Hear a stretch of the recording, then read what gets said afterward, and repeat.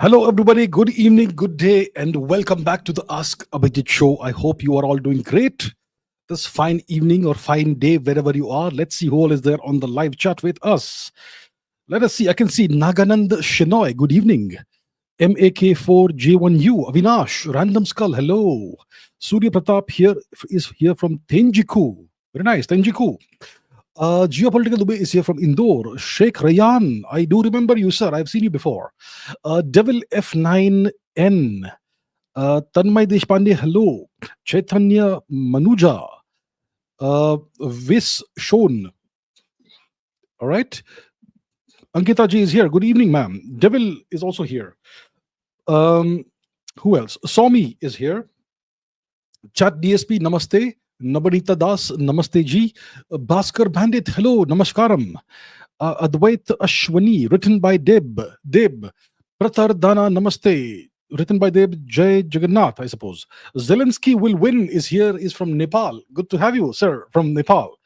Darshan, Rajendra Datar. Who else do we have? The Baron Zemo. Neeraj Bharadwaj, Tushar Kalburgi, hello. Priyanka Javalia is here from Gurgaon. Good evening, ma'am. Advait is here. Sai Nirup, namaskar. RU8045, hello. Swami says, have I watched 2001 A Space Odyssey? I'm not sure if I've watched it, but I have read it. Rahul Dunake, hello. Bush Runner, Ultimate Power A1, yo. Krishna of the Surinamese Netherlands is here. Hello, good to see you, sir. Manisha Cardoso, namaste. Who else? Sumit Agarwal Ola. Kennel 4605 Sar. Who else? Real Vladimir Putin once again. Who else? Kahan is here. Journey with Karthik. Anandam S2825 Chaitanya Manoja once again. Knowers Club, namaste. And everybody else. Okay, so let us. Crazy Brain is here. Good to see you, Crazy Brain. Journey with Karthik once again. Ultimate Power is here. I haven't seen Dark on Netflix, but maybe I shall see in the future if I get some time to watch stuff. Nutan Roshan is here. Namaskaram Arya.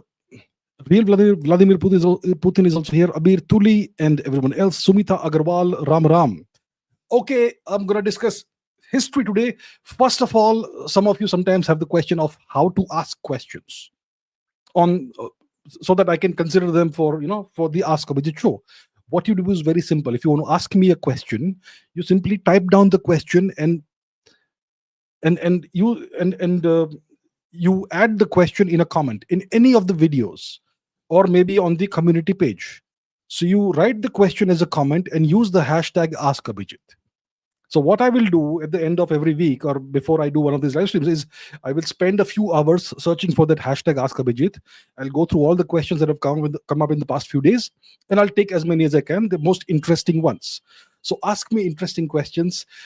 Before asking a question, just search on my channel to see if I have answered such a question or not before, so that it's not repeated.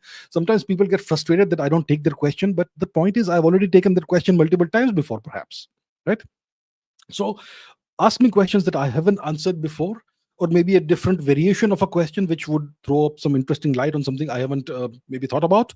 And if it's interesting, if it catches my interest, I will certainly take the question. If it is something that will provide value to all of the viewers, then I will certainly take it up. So that's how you ask questions for this show.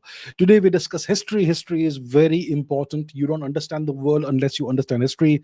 There are so many geopolitics experts out there who talk about what's happening in the world based on what's on the news. But to really explain what's happening in geopolitics, you have to have a proper background of the history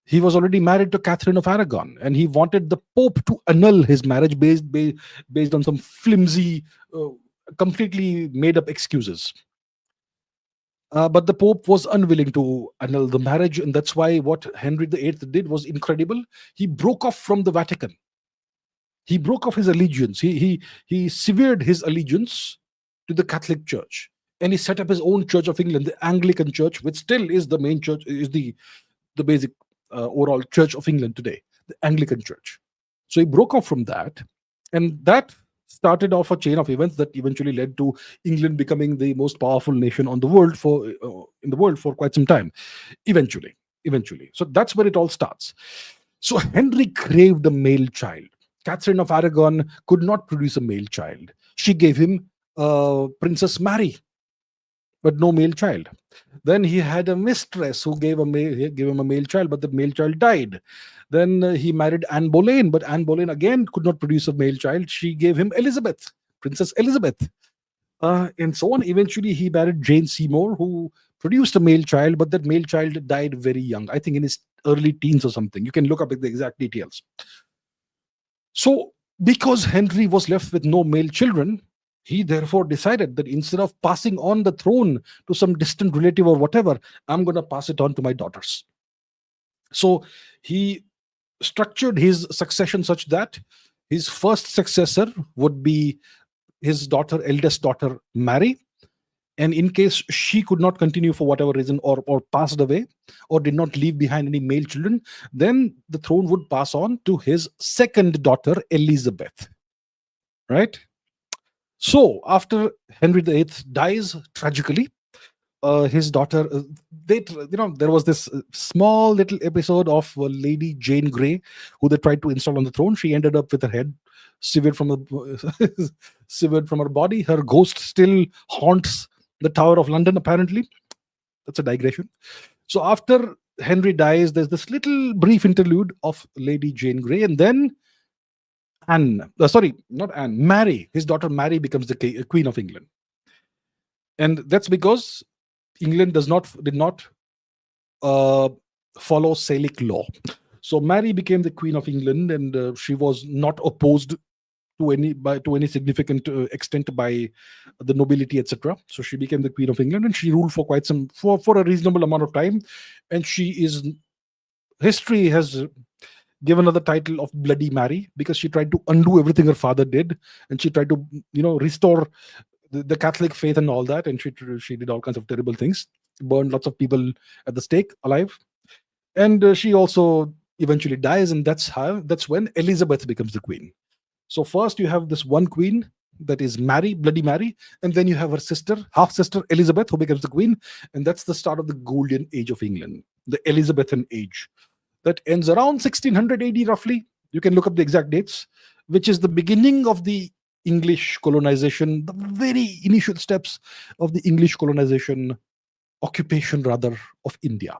So because the English did not follow Salic law, that's why they were okay with female monarchs. So once you have the precedent that's set, first with Mary and then with Elizabeth, who turns out to be such a brilliant ruler, it's hard to then argue against a female ruler ruling England.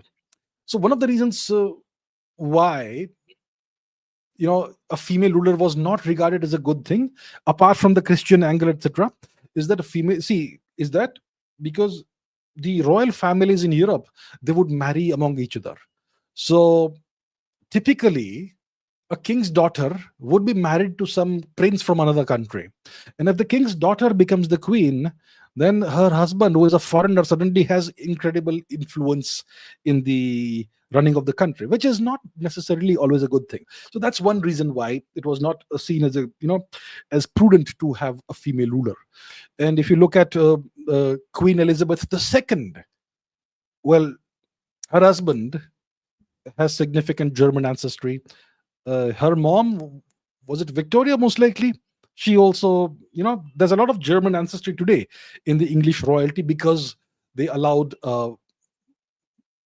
queens, they allowed female monarchs to rule the country. So that was the deal, and I hope this explains why England was okay with female monarchs as opposed to other countries, because they did not follow Salic law. despite being Christian and all that. All right, next question. Rohan Bidi says the Portuguese were the first Europeans to land in India in 1498, while the East India Company was formed in 1600.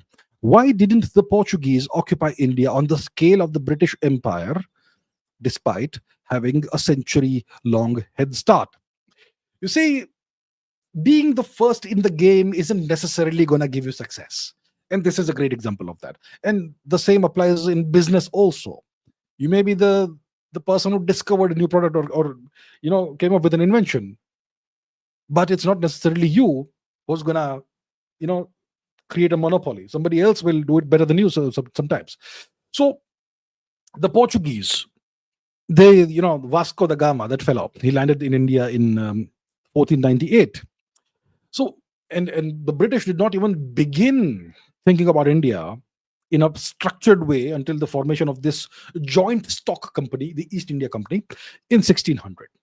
So the Portuguese had more than a century of a head start over England. And yet, what happened eventually? The English took over in India, and the Portuguese were simply elbowed away, right? And you see similar things happening in other parts of the world as well. For example, in North America, who discovered La Florida? Who did the first expeditions into the North American, what is now the United States? It was the Spaniards and also the French. But who ended up ruling the what is now the United States and Canada, North America, all of it? The English once again.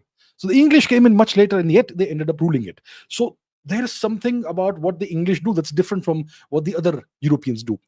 So let's think about the Portuguese approach to whatever, to colonial practices, let's say, to plunder. So what was the main aim? What was the main strategy of the Portuguese? See, the Portuguese, first of all, you to understand, it's a very small nation. Around 1600, which is more than a century after the Portuguese came to India first, around 1600, the population of Portugal would have been about 1 million. And the population of England around 1600 was about probably more than 4 million, at least 4 million. So it's a 4-to-1 advantage the English have right away over the Portuguese. Now, the Portuguese strategy was to establish a monopoly in sea trade via control of ports, coastal areas, ports, choke points, Malacca, Hormuz, etc. Malacca is something they controlled. Hormuz, Strait of Hormuz, the Persian Gulf, between the Persian Gulf and the Western Indian Ocean, they controlled that as also for a while. They also took over Diu in Gujarat. What else? Vasai in what is Maharashtra, Vasai and Salsette, which is present-day Mumbai, Goa as well. So it's all coastal areas. And the Portuguese were far-flung. At the same time, they were trying to control parts of India, the coastal regions of India. They also had, possessions in South America, which eventually became Brazil. So they were spread thin, and their strategy was to monopolize sea trade via ports and choke points in trade routes. Now, how was the Portuguese colonial enterprise funded? It was funded by the crown of Portugal, right? The crown of Portugal, the king of Portugal would fund this.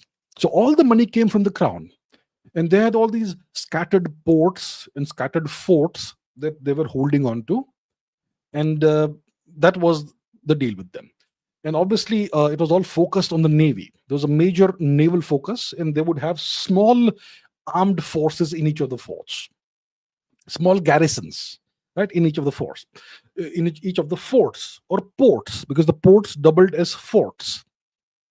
Now, at the time when the Portuguese started this let's say policy of establishing and holding on to forts and ports in India, at that time, we're talking about the 1500s. That's when you don't have a centralized empire in India. You have the Turkic Mughal kingdom, which eventually becomes the Mughal Empire. But when the Portuguese first came, it was not yet the Mughal Empire. because it becomes the Mughal Empire under not Ashok, sorry, the other guy, Akbar, Akbar, Jalaluddin Akbar. He is uh, the king who transforms the kingdom into an empire. So when the Portuguese were doing the thing, it was still a kingdom, and it was not central. It was not spread across India. India was still fragmented in various kingdoms, etc. Which is why the Portuguese were able to establish ports and forts. Um, so that was the deal about Portugal. Then you have British India. Before we come to British India, so we have by the time the 1600s happen, the Mughal kingdom has become a Mughal empire. It's big, it's spread out, and they are absolutely not going to tolerate any expansion of Portuguese rule, etc., in India, which is why the Portuguese could not do a thing. And because they were spread so thin, and they had so many possessions across the world, and they were funded by the crown, not by anybody else, the funds were less, etc., and which is why they did not do well. Now, when it comes to the British, see, their strategy was very different. Their strategy was to form joint stock companies, which were not funded by the crown. Okay, private companies, a bunch of wealthy businessmen get together, they pool their funds. If I put X number of pounds, then I will receive a proportionate amount of stock in the company. So it's a joint stock company, and the company will have a proper charter. So it was a purely commercial enterprise. So the objective was to trade initially, okay, trade and gain some territory, small footholds of territory in India, and extract revenue from there. And there was a deal. So the British are a nation of traders. They are a nation of shopkeepers, and their only objective was to make profits, to extract whatever they could. So their approach was very different from the Portuguese. They did not try to monopolize trade routes and go and hold various ports and forts across the coastal regions of the world and do all that. They established private armies. They equipped the private armies really well with artillery and the latest weapons. And they set foot first where? It was in Surat, then it was in what they called Madras, eventually what became Kolkata. And their first major territorial grab was what is today Bengal. And they held on, unlike the Portuguese. And what happens is that eventually there is Mughal decline. The decline of the Mughal Empire, the rise of the Marathas. The Marathas kick the Portuguese out of Salsette, of Vasai, of other places. The Portuguese hold on to Goa somehow, but the Marathas kick them out of everywhere else. But at that time, the British are established in Bengal, and slowly, eventually, because of the infighting of the Maratha Empire, the British slowly start making inroads everywhere, and that's how they were able to grow. They were able to outlast the Portuguese, outlast everybody else. And because their strategy was totally different, they were a purely mercantile empire. Their strategy was to hold territories, not to just hold ports, but to hold territories, go beyond ports and go and acquire territories, acquire rights to trade in the territories first, and then acquire the territories themselves when the kingdoms or whatever the rulers become weak, to have private armies and so on. And that's why once the Mughal Empire declined, there was regional fragmentation. The Maratha Empire also declined. Then they went to war with the Maratha Empire, and in 1818 or wherever it was, they defeated the Maratha Empire. So that's how the British were able to prevail. They had a larger economy. They grew their finance. They grew industry. They were a fully industrial state, and that's why they were able to prevail. So the time frame, the time window for large scale territorial conquest opened in India with the decline of the Mughal Empire. Okay, in the 18th century, after the death of what's his name, Aurangzeb, which is what, 1707, I think, if I'm not mistaken. You can look it up, the exact date. So by the time Aurangzeb dies and the Mughal Empire starts disintegrating, that's when the window opens up for territorial conquest, large scale territorial conquest in India. Right?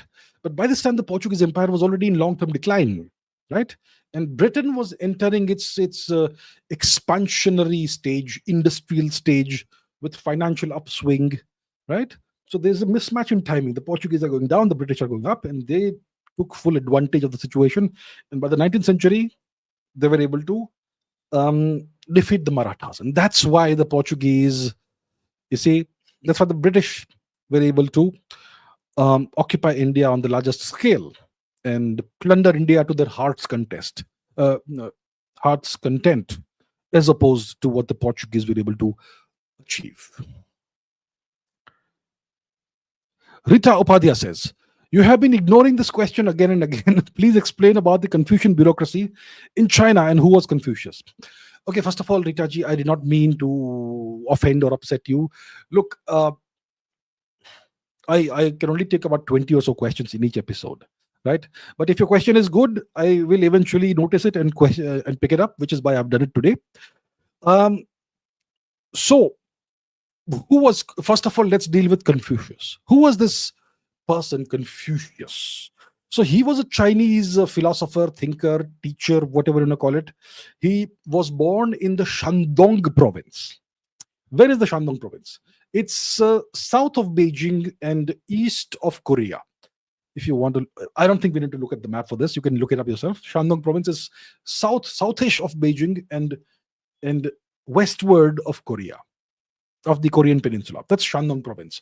So he was born in the Shandong province, probably the 5th or 6th century BC, around that time. And his ideas, his teachings became the core of traditional Chinese culture, Chinese philosophy, Chinese government, right? Um, and his teachings were both moral and political. Okay, and his philosophy was all about cultivating virtuous people, cultivating orderly relationships, and these ideas are very well aligned with having an orderly empire, right? So his ideas, they influenced China, they continue to influence China, and they also influenced various parts of Eastern Asia as well, right? So what was his philosophy about? He's a philosopher mainly. His philosophy is about how to become a good person and how to form harmonious communities. So how do you do these things? You cultivate humanity, you cultivate benevolence, you practice right behavior, you practice propriety, you become a junzi, an exemplary person, right?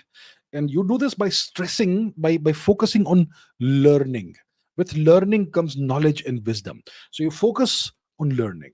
You your society, the ideal Confucian society is a hierarchical society, but not a rigidly hierarchical and oppressive society. It's a hierarchical society that is characterized by or moderated by benevolence. So, benevolently hierarchical society with social harmony. Okay. Um, and Confucius said that you have to follow the proper way in personal life and political life. So that is the Confucian philosophy. Kind of, it's pretty. I mean, it's not something you can explain in 5 minutes, but that's kind of the gist of it. So this philosophy, Confucian philosophy, the Confucian thought, whatever you want to call it, it became, you could say, a durable moral system for family life in China, for education in China, and even politics in China. And eventually, the Chinese spread these ideas to Korea, to Japan, even Vietnam, because Vietnam is a highly Sinicized society because of various Chinese invasions and so on, right? Um, so what are the things that Confucius has thought? Because we want to talk about bureaucracy, so let's understand what are the things that Confucian thought and philosophy influenced. It influenced family life, family ethics.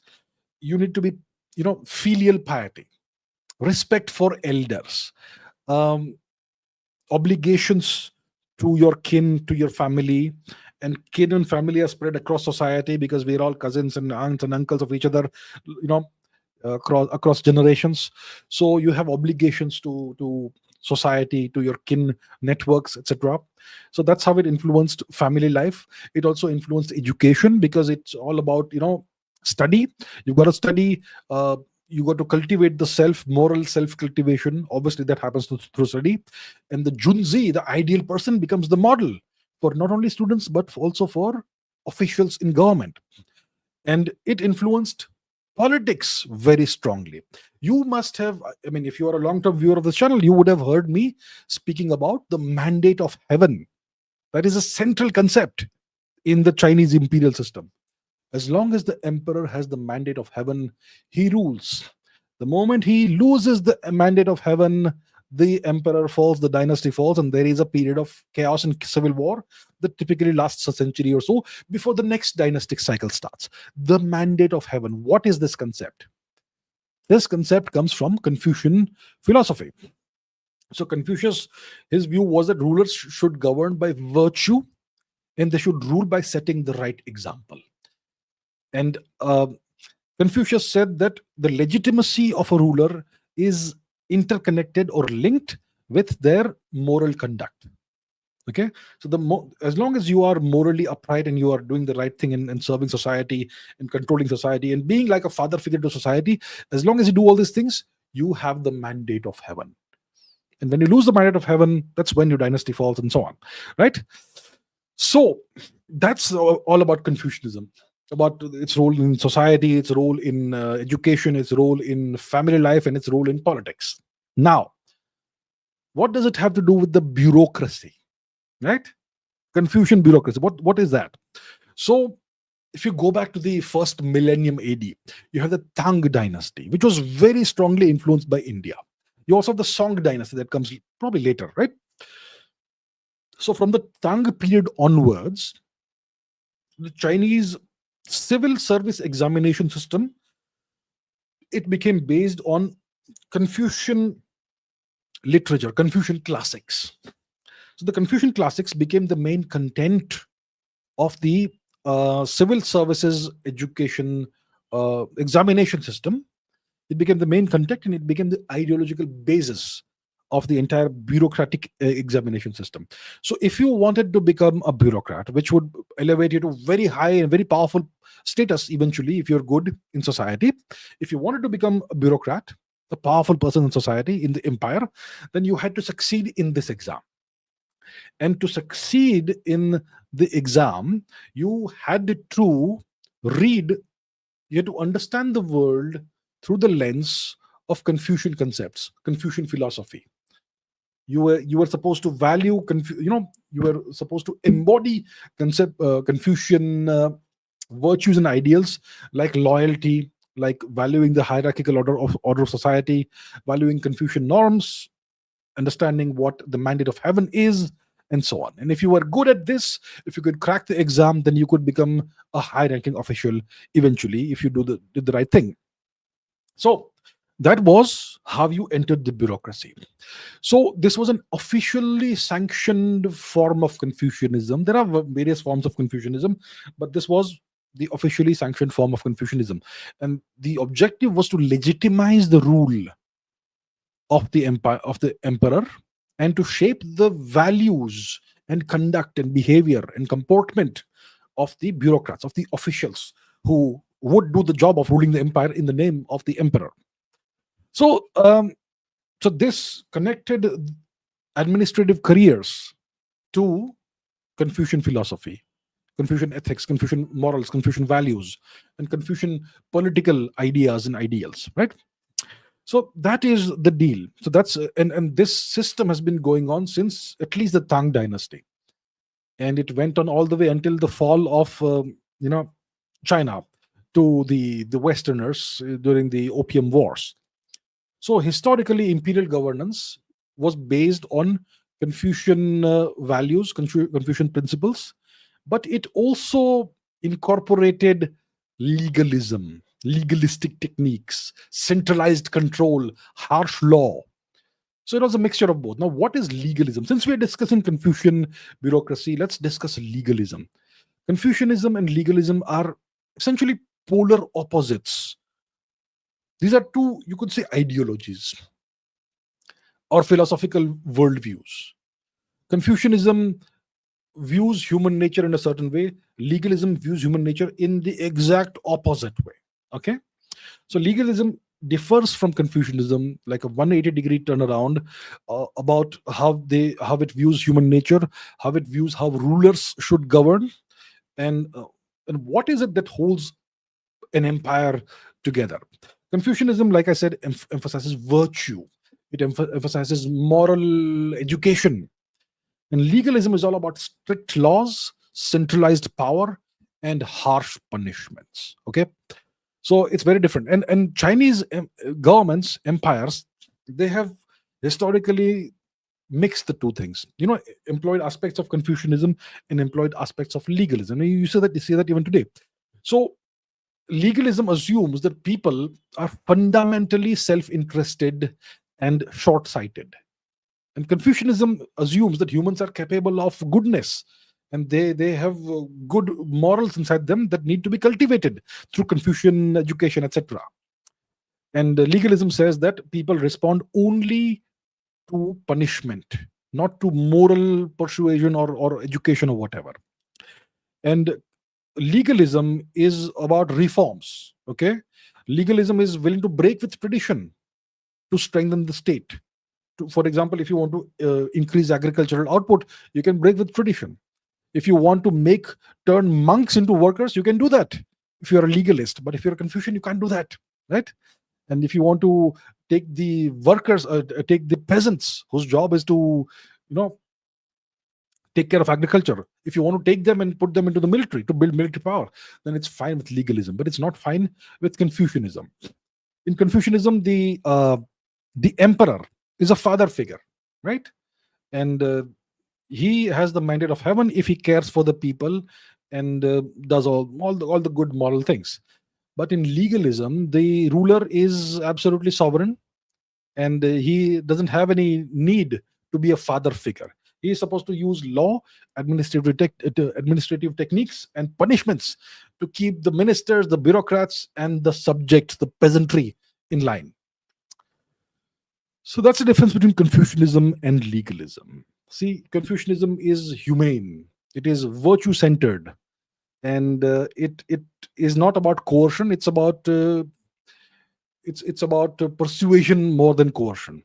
And legalism is all about coercion, about regarding coercion as indispensable to ruling a powerful and orderly nation. So if you look at the Chinese Communist Party today, if you look at Mr. Xi Jinping, he does try to portray himself as a father figure, doesn't he? Right? He does portray himself as kind of a grandfatherly figure sometimes, or a fatherly figure sometimes. But the Chinese Communist Party, if you look at what its conduct has been, its actions have been, especially in the 20th century, you don't see too much Confucianism there. It's all legalism, right? But today, it's trying to adopt a softer approach.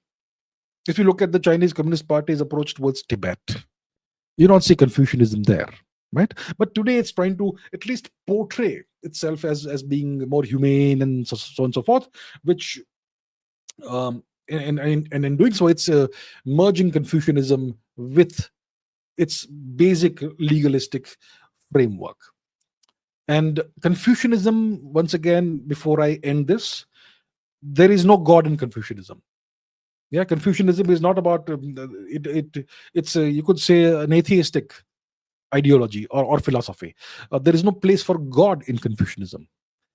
And the Tang dynasty adopted Confucianism as the state bureaucratic thing, as the basis of the bureaucratic entrance examinations. But the Tang dynasty was very strongly influenced by Indian Buddhist and Hindu ideas, and that tells you that Chinese society and all societies and civilizations are super complex. But anyway, I hope that gives you some kind of understanding of what Confucianism is, of who Confucius was, and why Confucianism is still relevant in Chinese society today, and how the Chinese Communist Party employs both Confucianism and legalism to rule the country. Right. Okay. Next question. Amisha Mishra says, what are the major differences between the Spanish, French, and English colonies in the Americas, and how did these differences affect the Native Americans? Right. So, if you look at the colonization or occupation of the Americas, which still continues, it was done by multiple European powers. It all begins with obviously the Spanish, then the French get involved. The English are late entrants, but they end up dominating and occupying the entirety of North America and so on. So, so all three of these major European powers had different approaches in their occupation. Let's say colonization, because colonization is a nice, soft, fuzzy term that is not as harsh as occupation. So people like to use colonization, right, as a term. So the Spanish, the French, and then the English, their patterns were very different. Okay, their goals were different, their economies were different, their settlement patterns, occupation patterns were different, their attitudes were different when it comes to either the capture of territory or how to deal with the concept of race, the issue of race, because race is a very big deal. And these different approaches, goals, etc., they shaped very different experiences that Native Americans had at the hands of these foreign occupiers. Okay, um, to one extent, at one extreme, you have slavery, you have coercion. The entire population is enslaved and forced to do hard labor. Um, that is something the Native Americans experienced under Spanish occupation. You also had cultural suppression that happened against under Spanish occupation. When it came to the French, you had sometimes alliances with the French that the Native Americans had in doing the fur trade. And who was the client in the fur trade? It was Europe, right? And when it comes to their experiences with England, it was total despair, total loss, large scale territorial loss, large scale what? Ethnic cleansing, genocide, or displacement. All of that came under England, right? So, what did each of these powers seek? Let's begin with the Spanish, who came first. The Spanish, they were very simple people. They sought gold, they sought precious metals, they sought to extract whatever they could in terms of bullion, gold, silver, precious metals, uh, whatever, and they also sought Christian conversion at the from the very outset. They sought Christian conversion. And the Spanish were ruling over very densely populated areas, and they had systems like the encomienda system that I've spoken about in the past. The encomienda system essentially was a system of slavery, and the people who were enslaved were expected to do very hard labor and produce a certain amount of tribute or goods to be exported to Spain every year or every quarter or whatever it was, right? So the Spanish, they were very brutal. They built cities on top of existing Native American cities.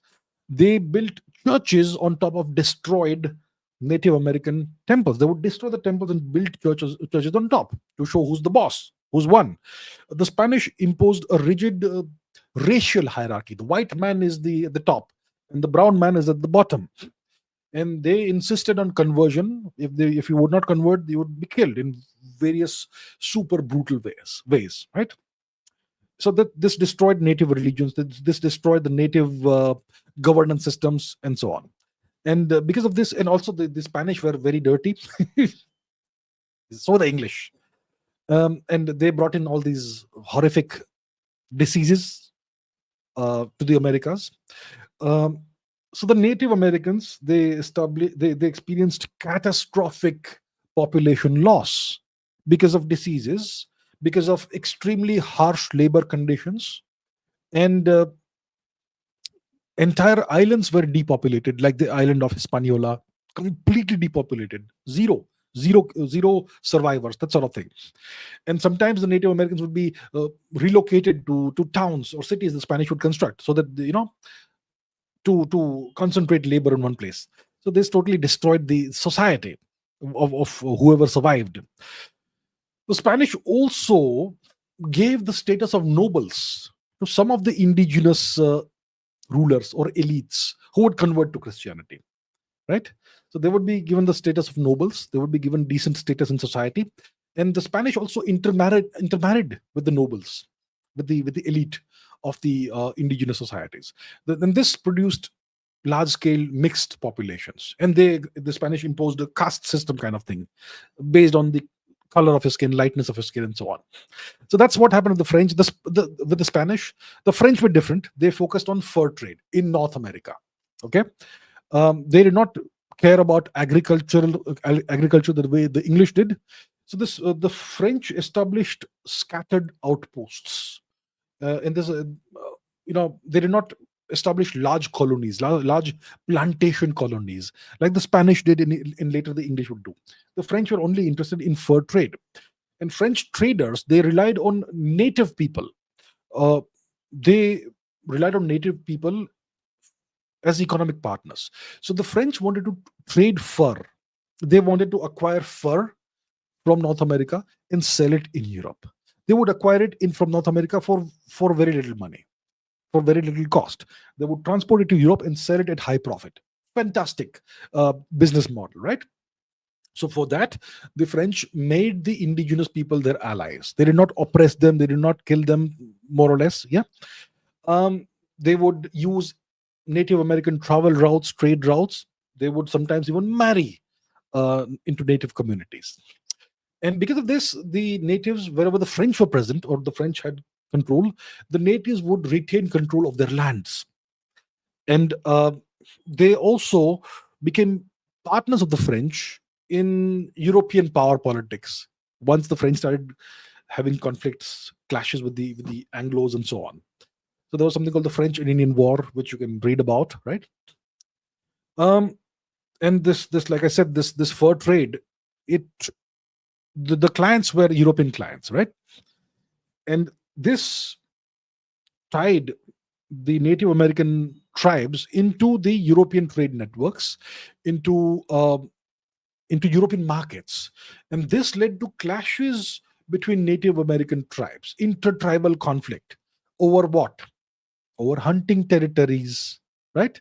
Because if you want to sell fur to the French, you need a large territory where you will do hunting of reindeer, of caribou, of wolves, of foxes, of rabbits, mink, whatever. So you need large hunting territories because that's what gives you the furs, and that's valuable. So then it led to intertribal conflicts. And eventually it was devastating when the French power declined. Now, when it comes to English, okay, the English were all about permanent occupation. They were not about trade like the French. They were about permanent occupation, agricultural settlement. What the English sought to do was to create a society that either replicated English society, or improved upon English society. They did not want to rule over large native populations, the English. They wanted to create a better version of England in the Americas. How do you do it? Permanent settlement, wipe out forests to create agricultural land, migrate your families and settle them on this land, create private land ownership on land that is not yours. Right? So the English colonists, they created separate communities. Okay, they did not do any, most likely very little intermarriage with the Native Americans. And what the English would do is that if the native land was not farmed in English ways, then they would say that this land is unused, which means we can take it. And obviously, the natives did not farm in the English ways. So they use this so called agricultural argument to justify taking native territory. So we're doing it legally. See, this land is unused. It is not farmed the way we English farm. The natives are doing some wild, backward things over there. So it's unused land. So that justifies us taking it legally. So the English regarded the natives as essentially agricultural pests. What is an agricultural pest? Rabbits, deers, birds. What do? They eat your agricultural produce. They eat your cabbages and cauliflowers and lettuce and carrots. And the birds, they eat your grain, right? So what do farmers do? They shoot those animals, whether it's rabbits or birds or deer or whatever. If you are doing chicken farming or some other farming, then foxes come and eat those. Wolves come and eat those. So you want to shoot the foxes and wolves and coyotes. These are called agricultural pests in the eyes of farmers, of agriculturalists, whose livelihood can be affected by these animals. The English regarded the Native Americans the same way farmers regard certain species of creatures, animals, as agricultural pests. What do? You shoot. Yeah. So, what was the effect of this? Continual land loss, relentless loss of native lands. The English would first sign, draw up a treaty in the English language and ask the native chief to put an X or a cross or something, which means now we have a legal agreement which gives us certain rights. And then they would, once it is the time is opportune, they would break those treaties. And this would lead to violent clashes with the natives, because the settlers, their greed for land, for territory, was insatiable. Where do the natives go, right? So this led to displacement of the natives. This led to massacres of the natives. This led to genocide of the natives. This led to ethnic cleansing of the natives, and all the territory was lost. And then the natives, whoever survived somehow, they were put on little areas called reservations where nothing grows, barren land which is useless. Yeah. So the English occupiers were completely disinterested in integrating native communities into their society. So natives they had the choice of either moving away or become second or third class citizens at the margins of English society, English occupied society, or resist militarily, which guarantees death, because the English had far superior organization, far superior ways of applying organized violence. And eventually, the natives today, they are conquered and subjugated second class citizens in the Americas. That's the deal. Terrible, terrible story. Part of history. Nirvana Shank says, how did Enlightenment ideals of liberty and equality coexist with the rise of European colonial empires? And can the ethical contradictions of the period be reconciled historically? Right. Thank you for your attention to the matter. Yes, sir. So, Enlightenment ideals of liberté, égalité, fraternité, laïcité. That's the French Revolution, but this all comes from the so-called European Enlightenment, where you have liberty and equality. But how can liberty and equality coexist with slavery is what Nirvana Shanks is asking, right? So these ideals, liberty, equality, they actually coexisted with European imposed slavery on all these so-called colonies because of very clever ideas. See, many thinkers in Europe, they narrowed down the classification of who counted as fully human or who counted as citizens. So these principles, liberté, égalité, liberty, equality, they sound like they're universal principles, right? But these Europeans then turned these principles into selective rights by tweaking what is the meaning, by tweaking the definition of the term human and the term citizen. Okay, so before we proceed to colonial empires, let's talk about European society. So many of these Enlightenment writers, okay, what did they say? All men are equal. Now, what happens to women? Women, what happens? Nothing. Women don't exist. Women are subordinate. Women are non-persons in European society, Christian society. That's how it was.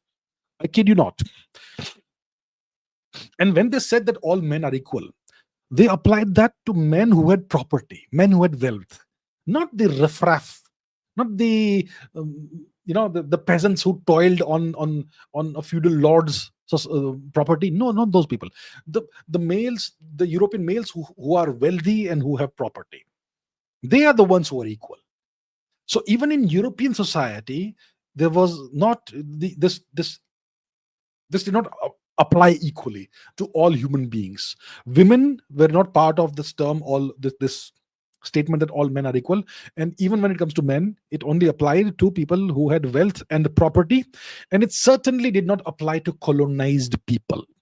Okay, so the empires could claim that they gave rights to people at home, males at home, but they could deny those rights abroad. So, the Europeans had these fantastic ideas about what it means to be a civilization, what it means to be civilized. They had ideas about civilization, they had ideas about race, they had ideas about historical stages of development. Historical stages of development. So certain populations are essentially prehistoric, or they are not sufficiently developed to be called civilized people, for example. They are too backward, or they're too brown, or they're too black, or whatever, right? Or they're not Christian enough, or they're not Christian at all, so they can't be called civilized, that sort of thing. So by introducing such nuances, they could portray colonized populations of territories they had grabbed. They could portray the populations as people who are not yet ready for full equality, full liberty, right? So by doing this, they were able to justify conquest. They were able to justify forced labor. They were able to justify this paternalistic attitude of the Europeans as steps towards eventually reaching an allegedly higher European standard of civilization, right? You will also know that the Americans, they had a constitution. They have a constitution, right? Whatever it says, it calls the natives as what? Savages. No, that's the Declaration of Independence. The U.S. Declaration of Independence, if you read it, it portrays the natives as savages. But the Americans have a constitution, and this constitution was allegedly ratified by the people of America. But was it? Well, it wasn't ratified by women. It wasn't ratified by the natives. It wasn't ratified by the enslaved African American people. It wasn't even ratified by white men who did not have property. So, that's the kind of game they would play. So they created cultures, they created societies, okay, in which not everyone was a citizen. And freedom was for those who were called citizens, was built upon the slavery of those who had been conquered and enslaved, and who would do all the labor for the so-called citizens. So that's how it was. You see, so non-Europeans had to be first educated. And how do you educate someone? Through hard labor, so that they can, become more attuned with the European way of doing things.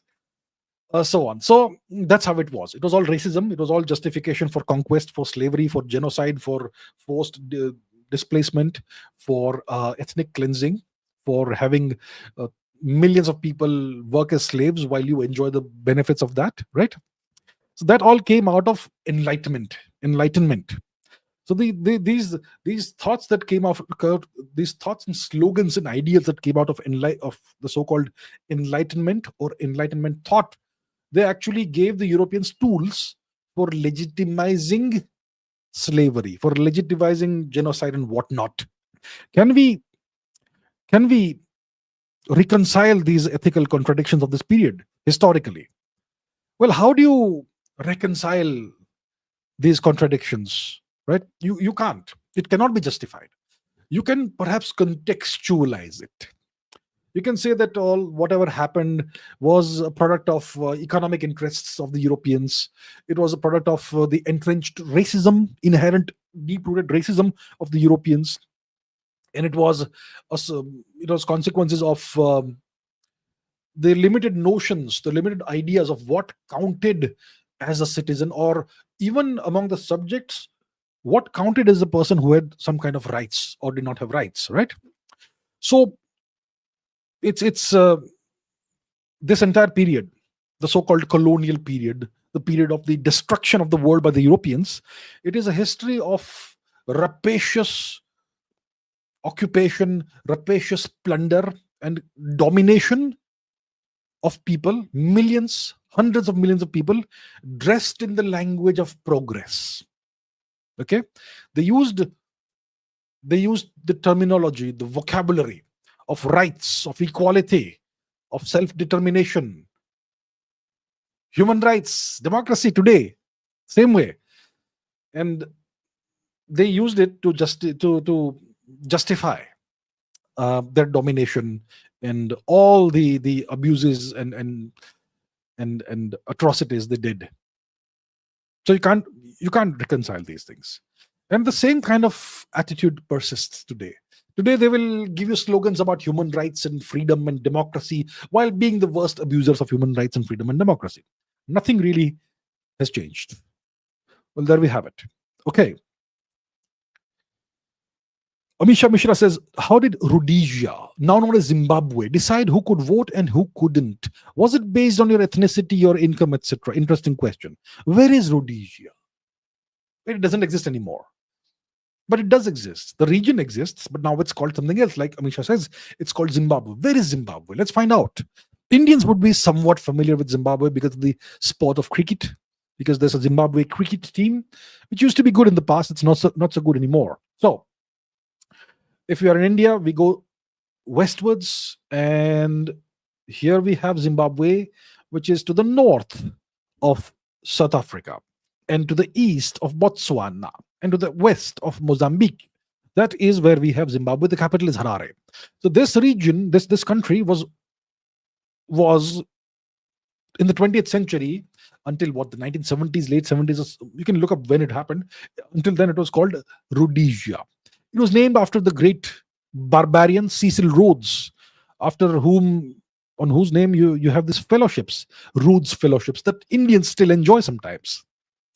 So that is what Rhodesia used to be. Okay.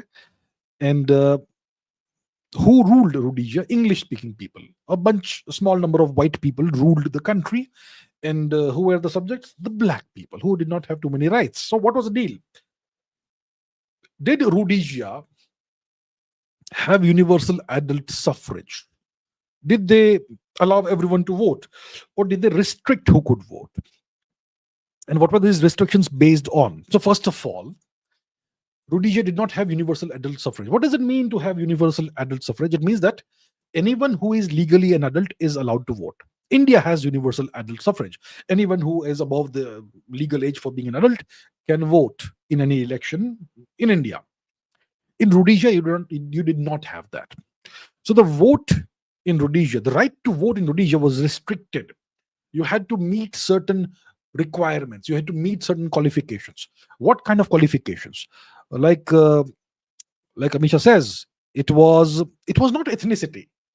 It was very cleverly done. It was based on requirements on income, on property, on education, and residency. So you have to be a resident of the nation, etc. But you needed to have a certain amount of income, minimum amount of income, a minimum amount of property. Taxation also mattered, how much tax you paid, minimum amount of tax that you had to pay. Also education, right? And on paper, these rules applied to all races. On paper.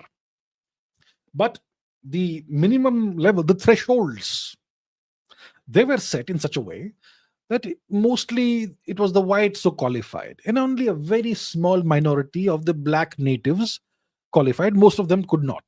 So they had two voter categories, two voter roles, A role and B role. B role is very cinematographic, but it's not that. So you had the A voter role and the B voter role.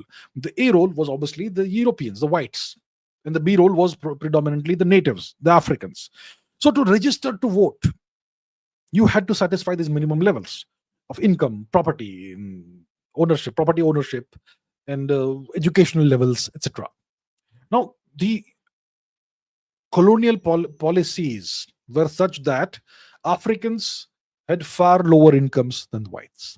Africans, probably very few Africans were allowed to own land, right? And most Africans did not have any access to European kind of schooling, that sort of thing. So because of this, these supposedly neutral qualifications or thresholds, etc., they excluded the overwhelming majority of black adults from the right to vote.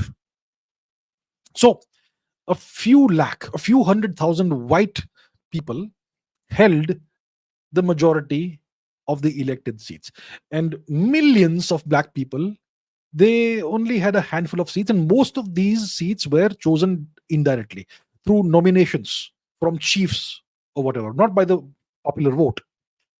So the theory and practice are very different. In theory, anybody meeting these criteria was allowed to vote. But in practice, these tests, these criteria were designed and maintained in such a way that they preserved white dominance in a black majority country.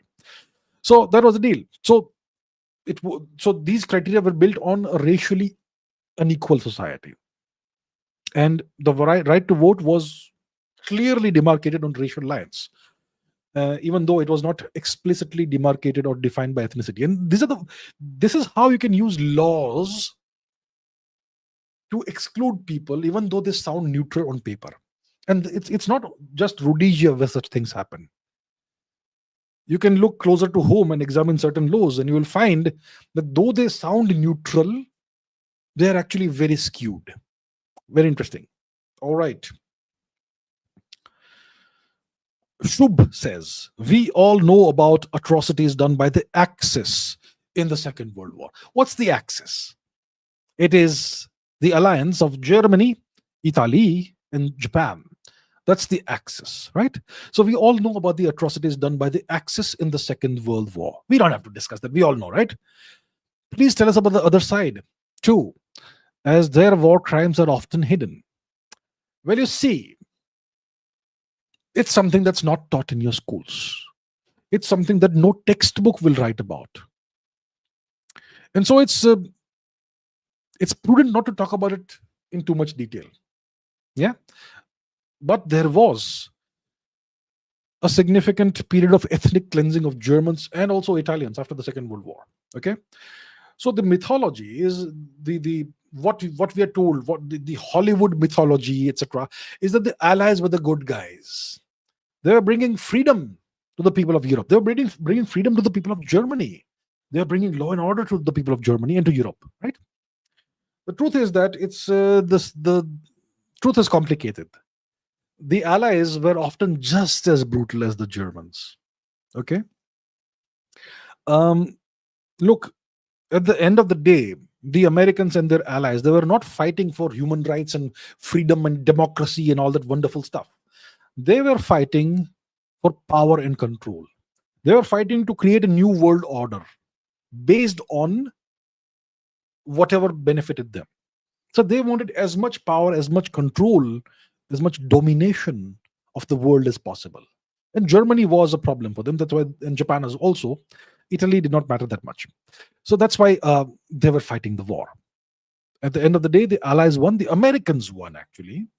And that was the beginning of what became the American Empire, which still rules the world.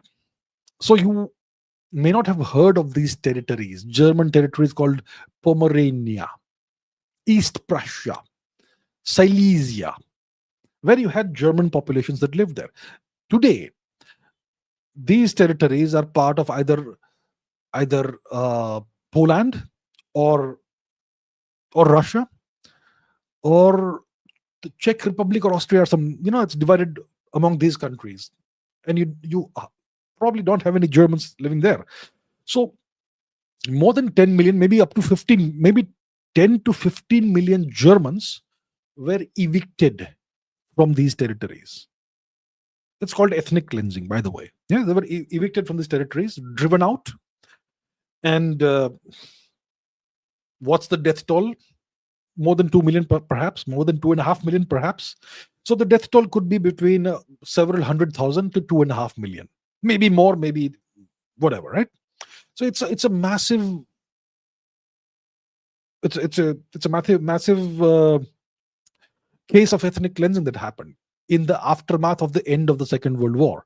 But you won't find any history textbook speaking about this, right? And many such atrocities were committed during the Second World War. I'm not trying to. Nobody can deny what the Germans did, the Holocaust. Nobody can deny that.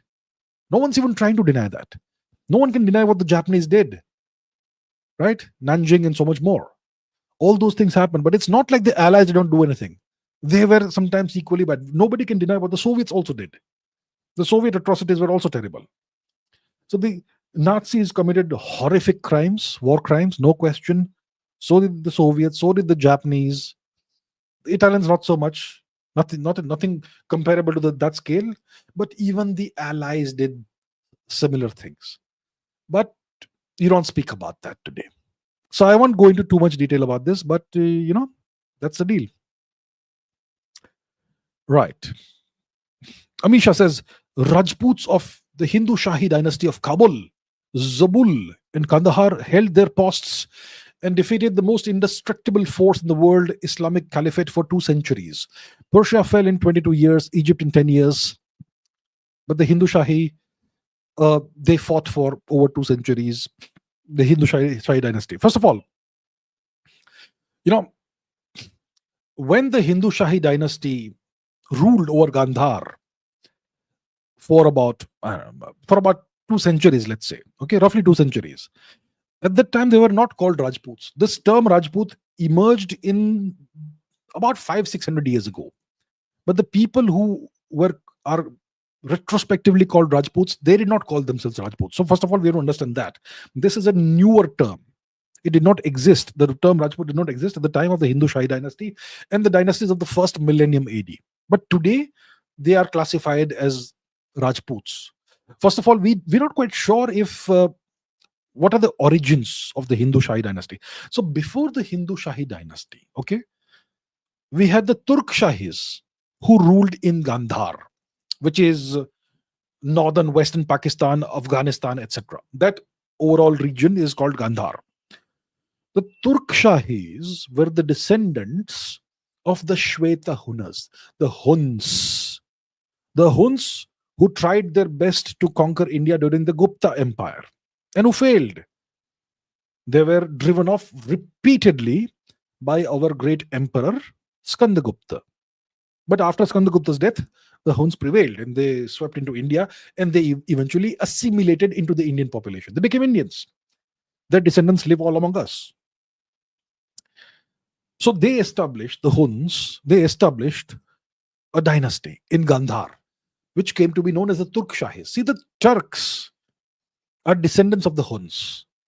So this Hunnic descended dynasty in Gandhar came to be known as the Turk Shahis because the Huns Turks are the same thing. And the Turk Shahis, they ruled from the 7th century AD to the 9th century AD, roughly 150 to 100 years. They adopted Hinduism and Buddhism. And the Turk Shahis, descendants of Huns who were by blood Turkic, they became Hindus and Buddhists. And for 1.5 or 2 centuries, they fought the Abbasid Caliphate. To safeguard India, they fought the Abbasid Caliphate for nearly 2 centuries. Okay?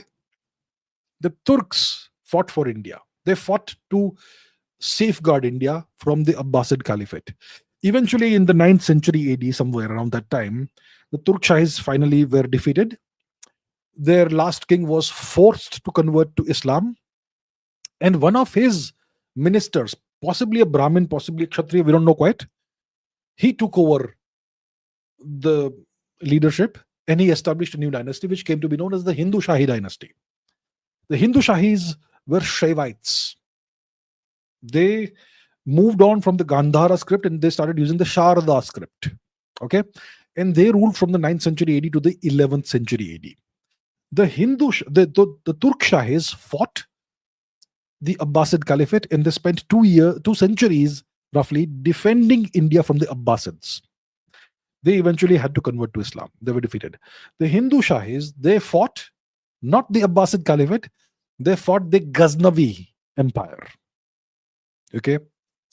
So they did that for a couple of centuries. What was the Ghaznavi Empire? It was based out of Ghazni. Eventually, it was based out of Ghazni in Afghanistan, in Gandhar.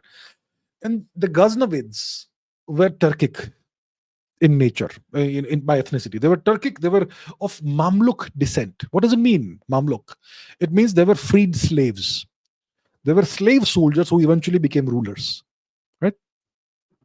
So that was the Ghaznavi Empire. And the Hindu Shahis, they fought the Ghaznavids for roughly 2 centuries. And you can call them Rajputs, you can call them whatever. There are different accounts, varying accounts. Some Turkic accounts say that the Hindu Shahis were of Brahmin origin.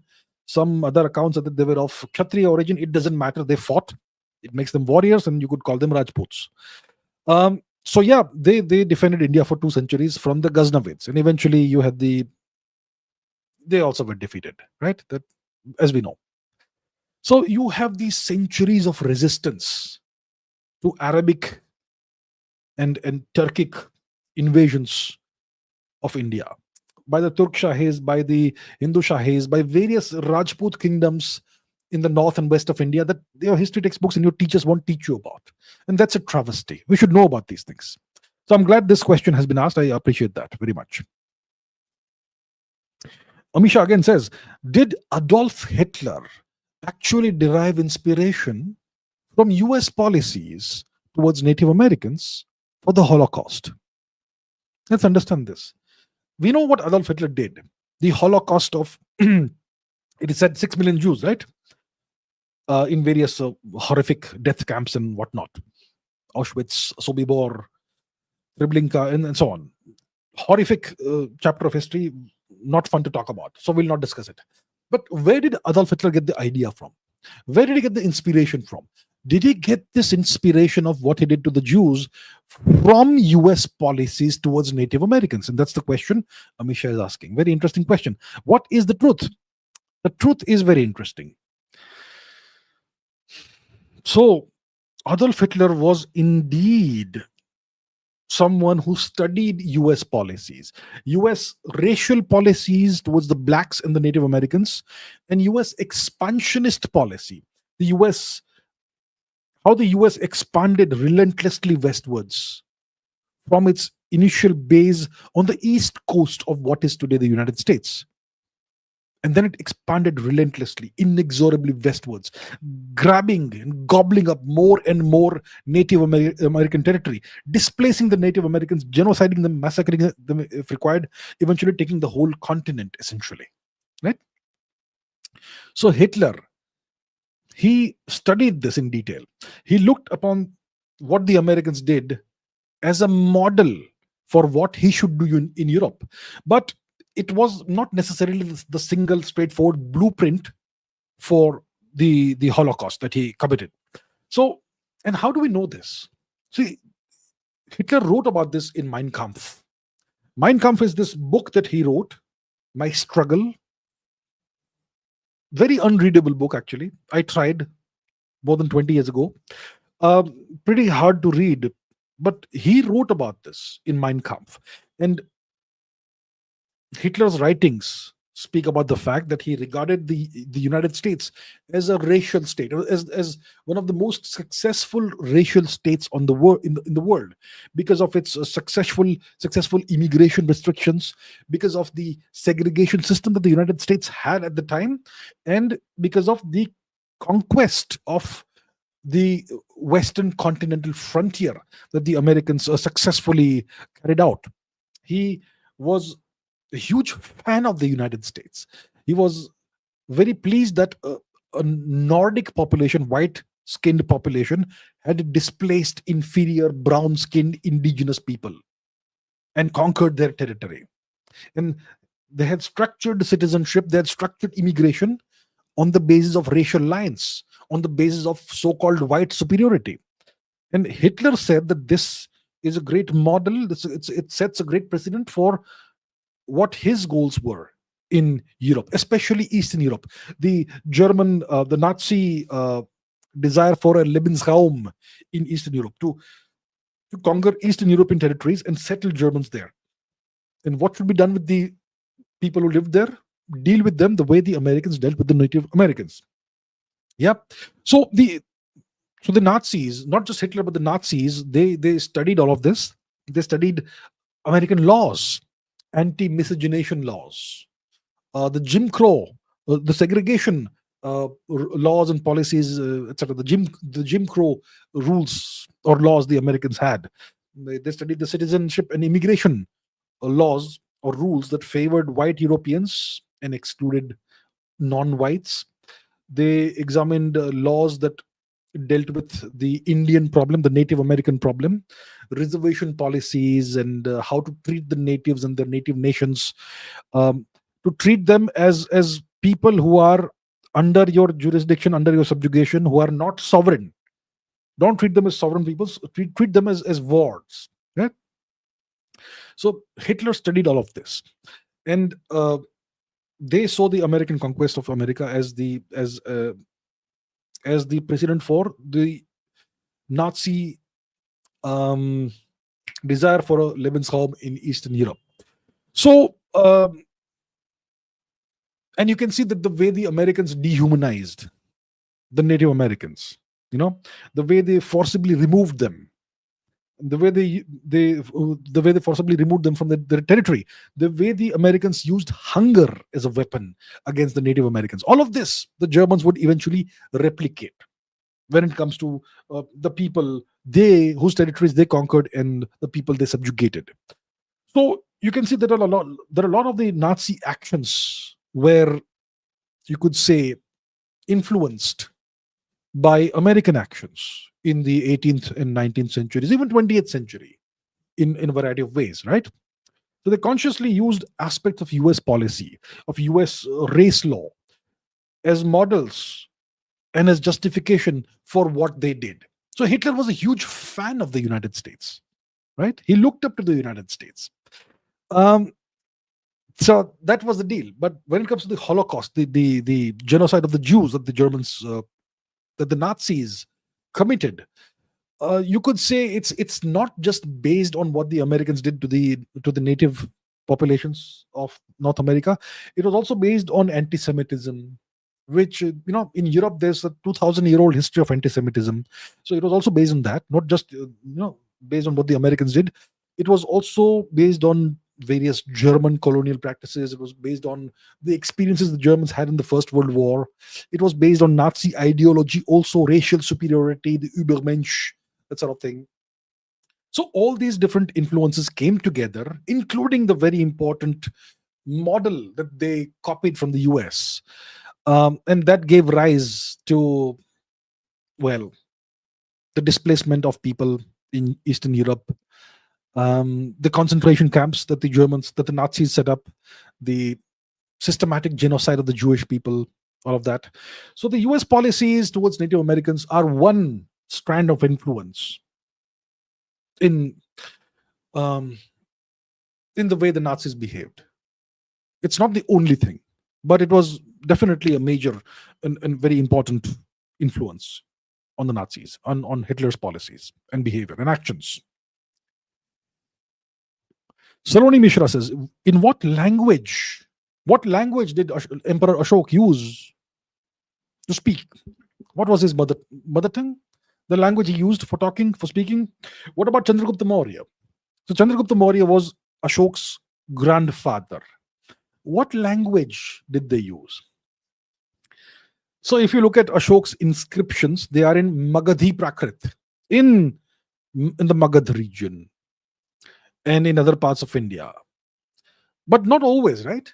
If you look at northern India, northwestern India, which is now Afghanistan, over there you will find their inscriptions in other languages like Aramaic also, because there was a place where you had people from other countries coming in, from other kingdoms, the other regions of Eurasia coming in. So you would have to write those inscriptions in international languages. So does Ashok have inscriptions in Greek? Definitely Aramaic, but I'm not sure. But if you look at his inscriptions south of Gandhar, you will find that they are mostly written in Magadhi Prakrit, which would indicate that that was not just the state language, the official language of the state, because if you write an inscription in that language, it means it's the official language of the state.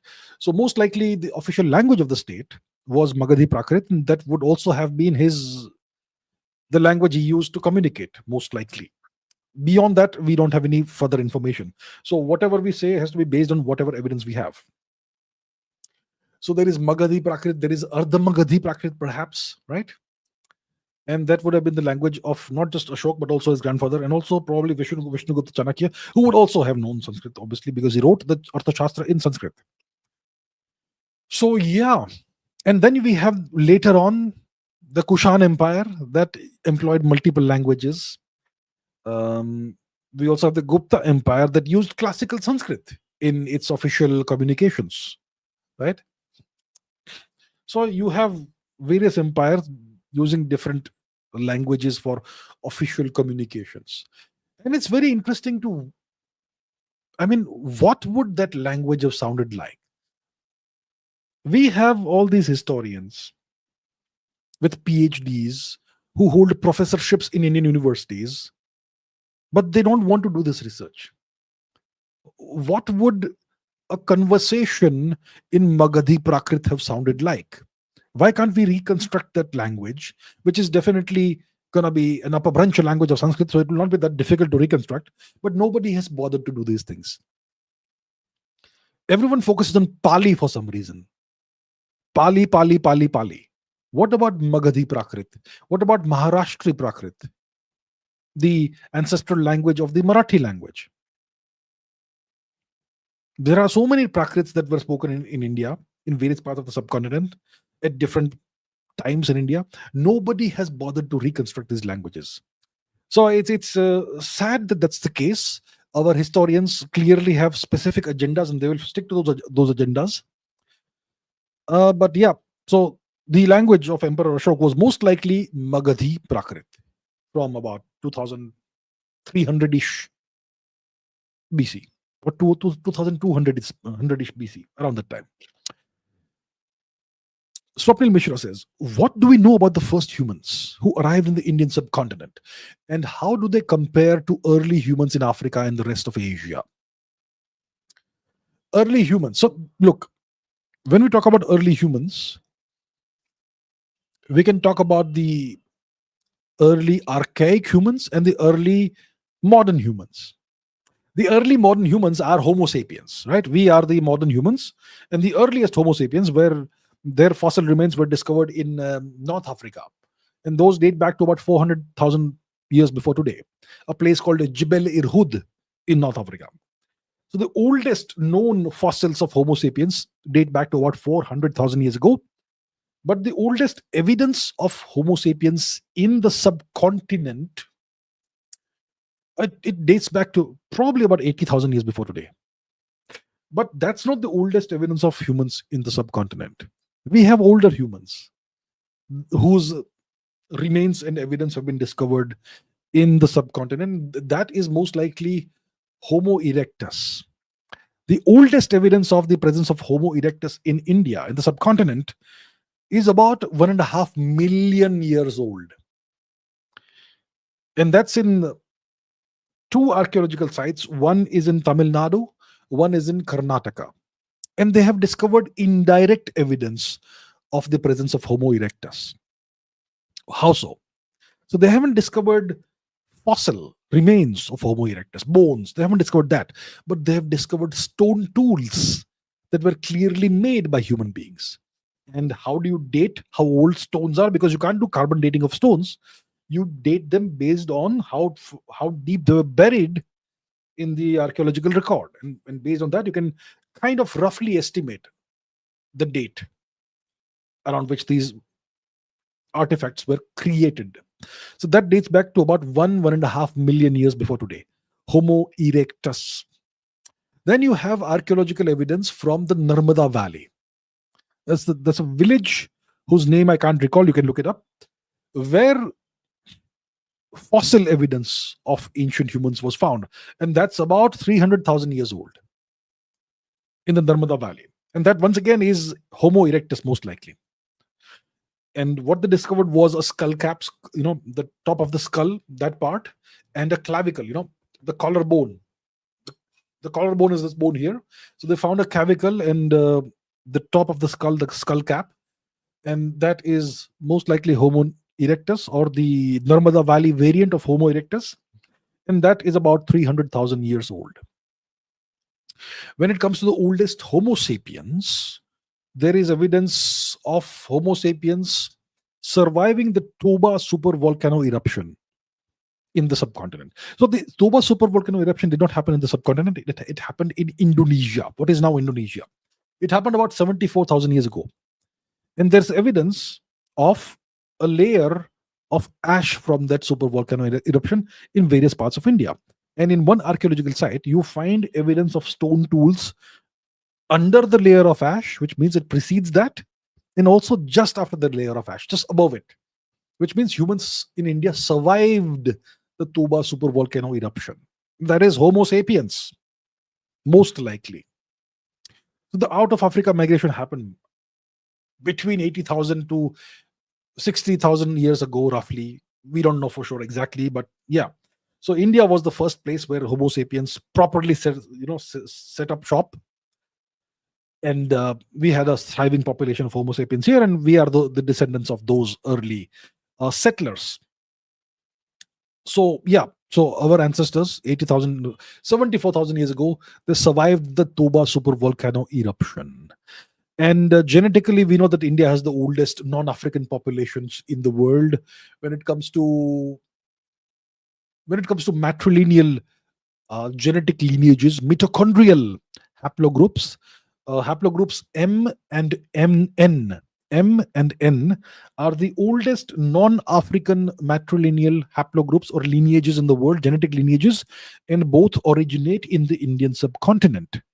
And the oldest non-African patrilineal genetic lineage, which is haplogroup F, which is a Y chromosomal haplogroup, it is also something that originated in India. So that's what we know from the genetic record.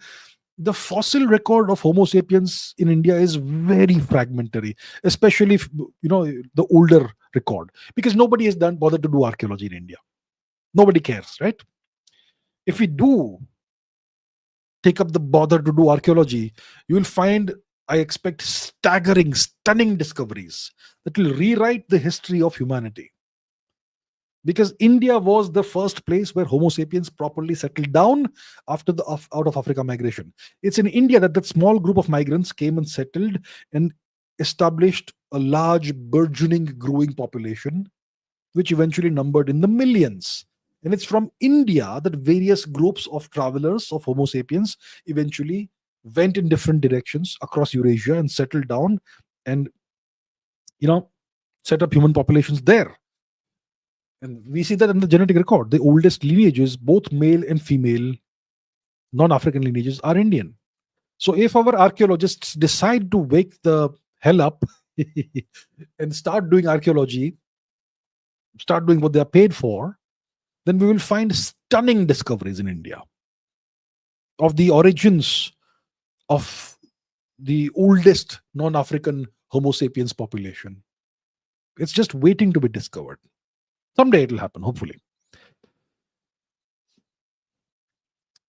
Okay, Samarth says, as you said, a country needs a just cause to go to war against another country. Then what was the just cause of the Soviet Union to attack Afghanistan? You see, just causes are for weak countries. If you are super powerful, you don't need any just cause. You can bend the laws as per your whims and desires. Rules-based world order, it's only for the weak. If I set the rules, I can always rewrite the rules and do whatever I want. I can go and flatten Iraq if I want. I can go and flatten some other country if I want. Yeah. So it's the just cause for war, it's only for weak countries. Now let's come to what we are discussing here, Soviet Union and Afghanistan. The Soviet invasion of Afghanistan, which happened in 1979, December. Probably 25 December 1979, if I recall correctly. You can look up the exact date, which may differ perhaps, or maybe not, whatever. So what was the just cause for the Soviets, or the cause of the Soviet invasion of Afghanistan? So as always, we have to go back in history to understand the cause and effect chain, to understand what caused all of this. So let's go to the 19th century.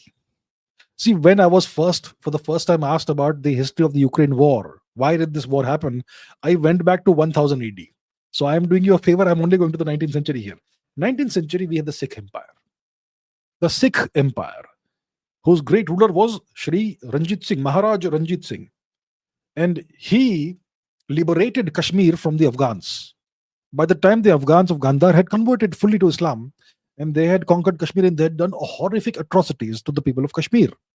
So Maharaja Ranjit Singh liberated Kashmir from the Afghans, and he also grabbed significant Afghan territories as punishment, as a punitive measure. So that was the western and northern and western frontier of the Sikh Empire, which included significant Pashtun territories. Then the British defeated the Sikh Empire and took over the Sikh Empire. And eventually, when the British who occupied India, when they finally decided to demarcate the India-Afghanistan boundary after the Anglo-Sikh wars, they decided to create this Durand line along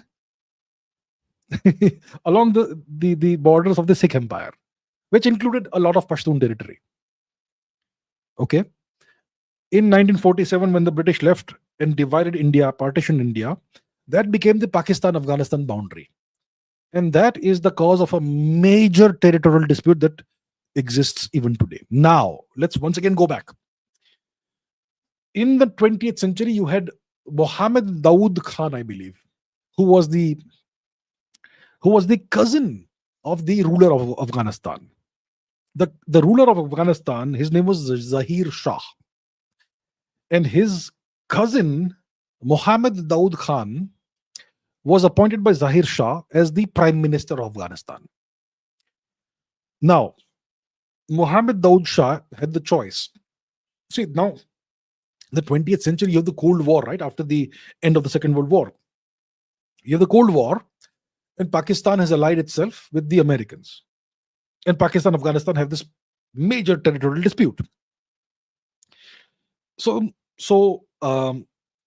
this guy, Dawood Khan, he had the choice. He had to decide what to do. Do I also align like Pakistan with the Americans, or do I align myself and my country with the Soviets? So there was a tug of war. Both the Americans and Soviets were courting Afghanistan, but Mohammed Dawood Khan decided to go with the USSR.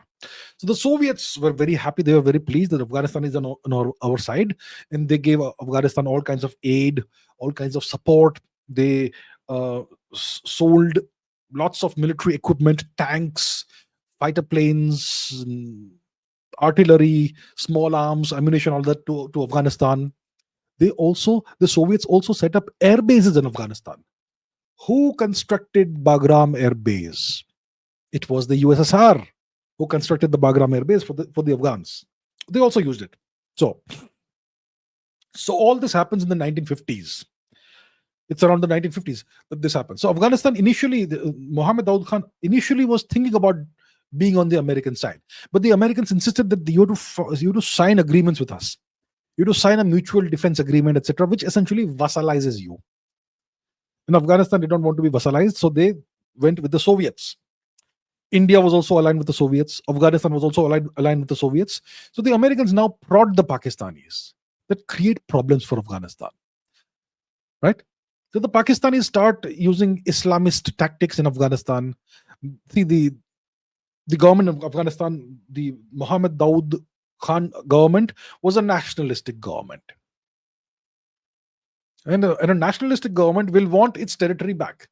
So Pakistan said, let's try and do a regime change in Afghanistan and put an Islamist government in place, so that it's all about religion, not about territory anymore. So that makes Pakistan and Afghanistan on the same page.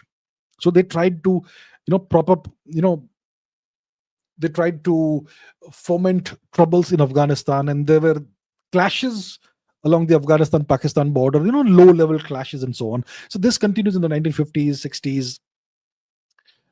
Eventually, what happens in the 1970s is that the Pakistanis are supporting these warlords such as Burhanuddin Rabbani, Gulbuddin Hekmatyar, Ahmad Shah Massoud, etc. They are supporting these warlords and trying to create lots of trouble for Afghanistan. And then there is an attempt to do a coup in Afghanistan.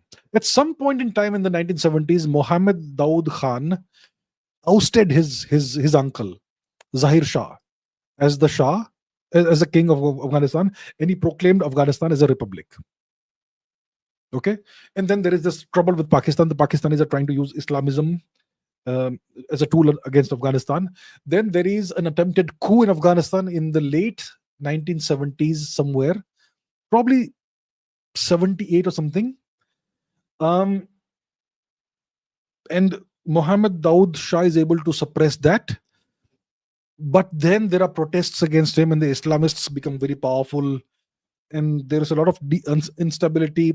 And Muhammad Daud Shah massacres some people. That sort of thing happens, and then the Soviets, they had also cultivated a communist party in Afghanistan, which was called the Afghanistan People's Democratic Party or something. And eventually there was a revolution in Afghanistan called the Saur Revolution, and you had a communist takeover of the country by this Afghanistan People's Democratic Party or whatever. Mohammed Daoud Shah is killed in that coup, and then there is infighting in 1978 or thereabouts between various factions in the Communist Party. And the Soviets, who are very happy with this communist takeover of Afghanistan, they are trying to patch things up. But the guy who is in power, whose name I forget, he said that I will not listen to the Soviet Union.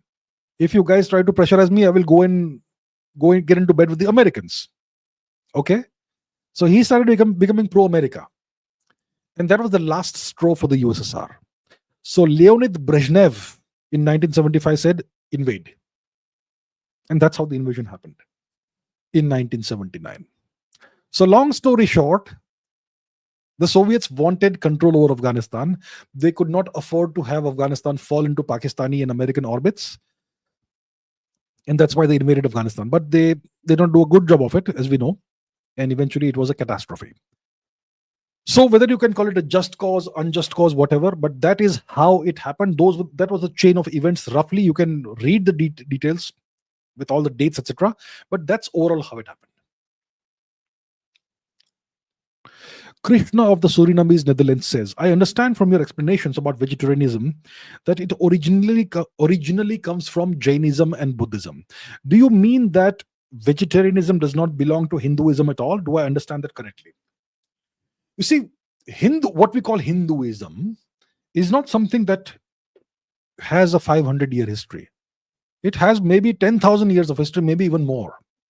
The oldest text of what we call Hinduism today we call it Hinduism, the oldest text of that is the Rig Veda, which was written thousands of years ago, at a time when the Saraswati River was in her prime. That's when the Rig Veda was written. What year was it? We don't know for sure. Maybe closer to 6000 BC than to 2000 BC. Because 2000 BC, the river disappears in the southern half of its course. And 6000 BC is when the decline initially starts, the decline of the river. So the Rig Veda was written closer to 6000 BC than to 2000 BC. Now, the oldest religious text, not just for Hinduism, but for the entire world, the oldest literary text in the world, therefore, is the Rig Veda. Now, that is, you could say, the foundation of Hindu, what we call Hinduism today. Eventually, you had other Vedas that were written, and then you had so many, tens of thousands of texts that were written about Hinduism, which are all part of what we now call Hinduism.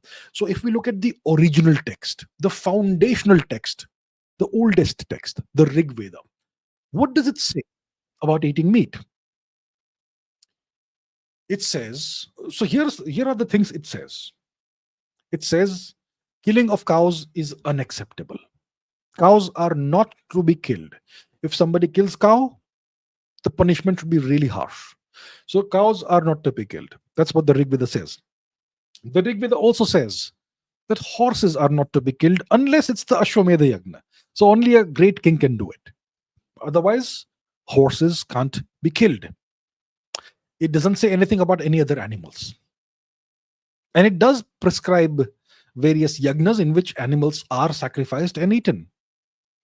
So in the Rig Veda, it's very clear. You don't kill cows, you don't kill horses, except if you are a great Chakravarti king and then you can do the Ashwamedha Yagna. So the Rig Veda doesn't say a thing about not eating meat. It only specifies which animals are not to be killed. That's all. So do you have any advocacy or prescription for vegetarianism in the Rig Veda? None whatsoever. Then you have Atharva Veda, which comes later, right?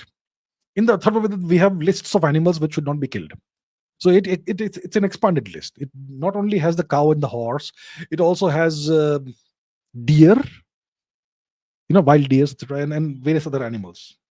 So it's an expanded list. Of course, the Rig Veda also says you can't kill humans. Okay, it says you can't kill humans unless It's war or crime or whatever. So in the Yajur you have other animals that can't be killed. But once again, it doesn't say that you have a universal uh, prescription or mandate for being vegetarian. Later, we have all kinds of other philosophical schools of thought that came in, right? Later schools of thought. And some of these become, advocates of vegetarianism. So today, depending on what school of thought you follow, whether you are a Vaishnav, whether you are a Shaivite, whether you are this, whether you are that, depending on what you follow, you will live a certain lifestyle, right?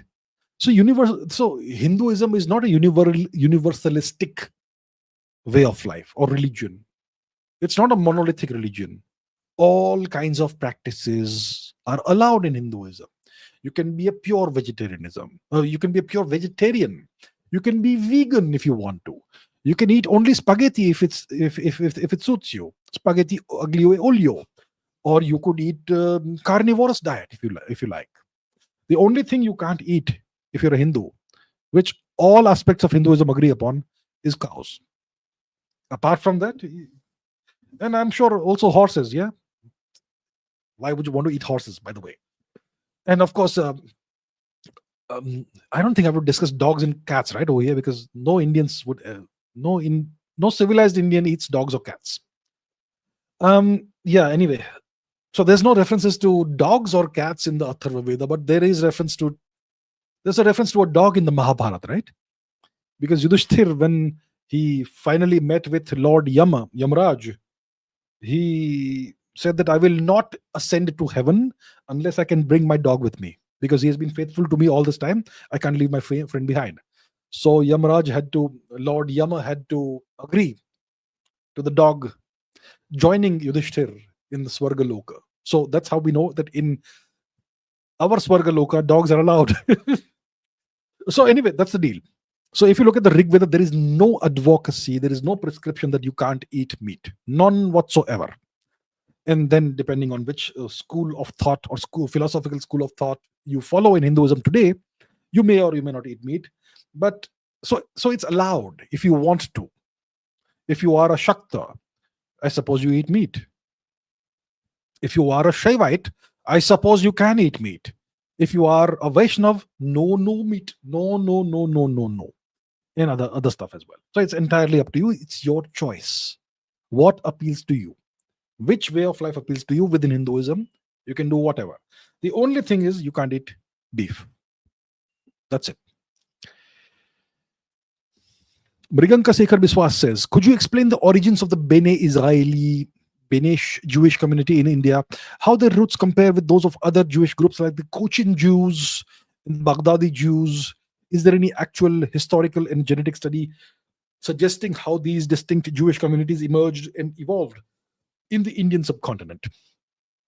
Okay, so the Bene Israel Jews are the Maharashtrian Jews. They live on the west coast of India, Maharashtra region. Then you have the Cochin Jews, who are Kerala Jews. And then you have the Baghdadi Jews, who came much later. So what's the origins of the Bene Israeli community? It is said that around 2100 or 2200 years ago, a group of Jewish people was shipwrecked on the west coast of India. And that happened to be the Maharashtra region, what is today the Maharashtra region. And 7 couples survived. 7 Jewish couples survived. And they settled down in Western India, in Maharashtra. And their descendants are the Bene Israeli. So their roots go back about 2100 or 2200 years ago. So it corresponds with the Seleucid Empire. A time when the Seleucid Empire was oppressing the Jews in their homeland. Yeah. Who was it? Which was the king? Antiochus something? No, whoever it was. So yeah, that's the origin. That's said to be the origin of the Bene Israeli community. And for 2000 plus years, they have been in India, and they have become super Indianized. They don't even look Israeli or Jewish. They look like Indians, but they continue to practice certain aspects of Judaism, like Shema Israel. Shema is the prayer. So they would do the prayer. They would do circumcision or whatever that is. So certain Jewish practices they were able to remember and continue. and they observed Shabbat, which is they don't work on Saturday or something, whatever it is, and they were able to live in India, prosper, thrive, and they became super Indianized over time. And later, some Jewish people who came to India much later discovered this group of people who are practicing Judaism but who have become Indian, and they reintroduced some other ways of Judaism to them, and that's a story. Genetically, there have been some studies. I don't have the exact studies with me right now, but that kind of those studies do indicate that these people have mixed ancestry, significant Indian ancestry, but also ancestry from West Asia, and that ancestry dates back to about roughly 2,000 years ago.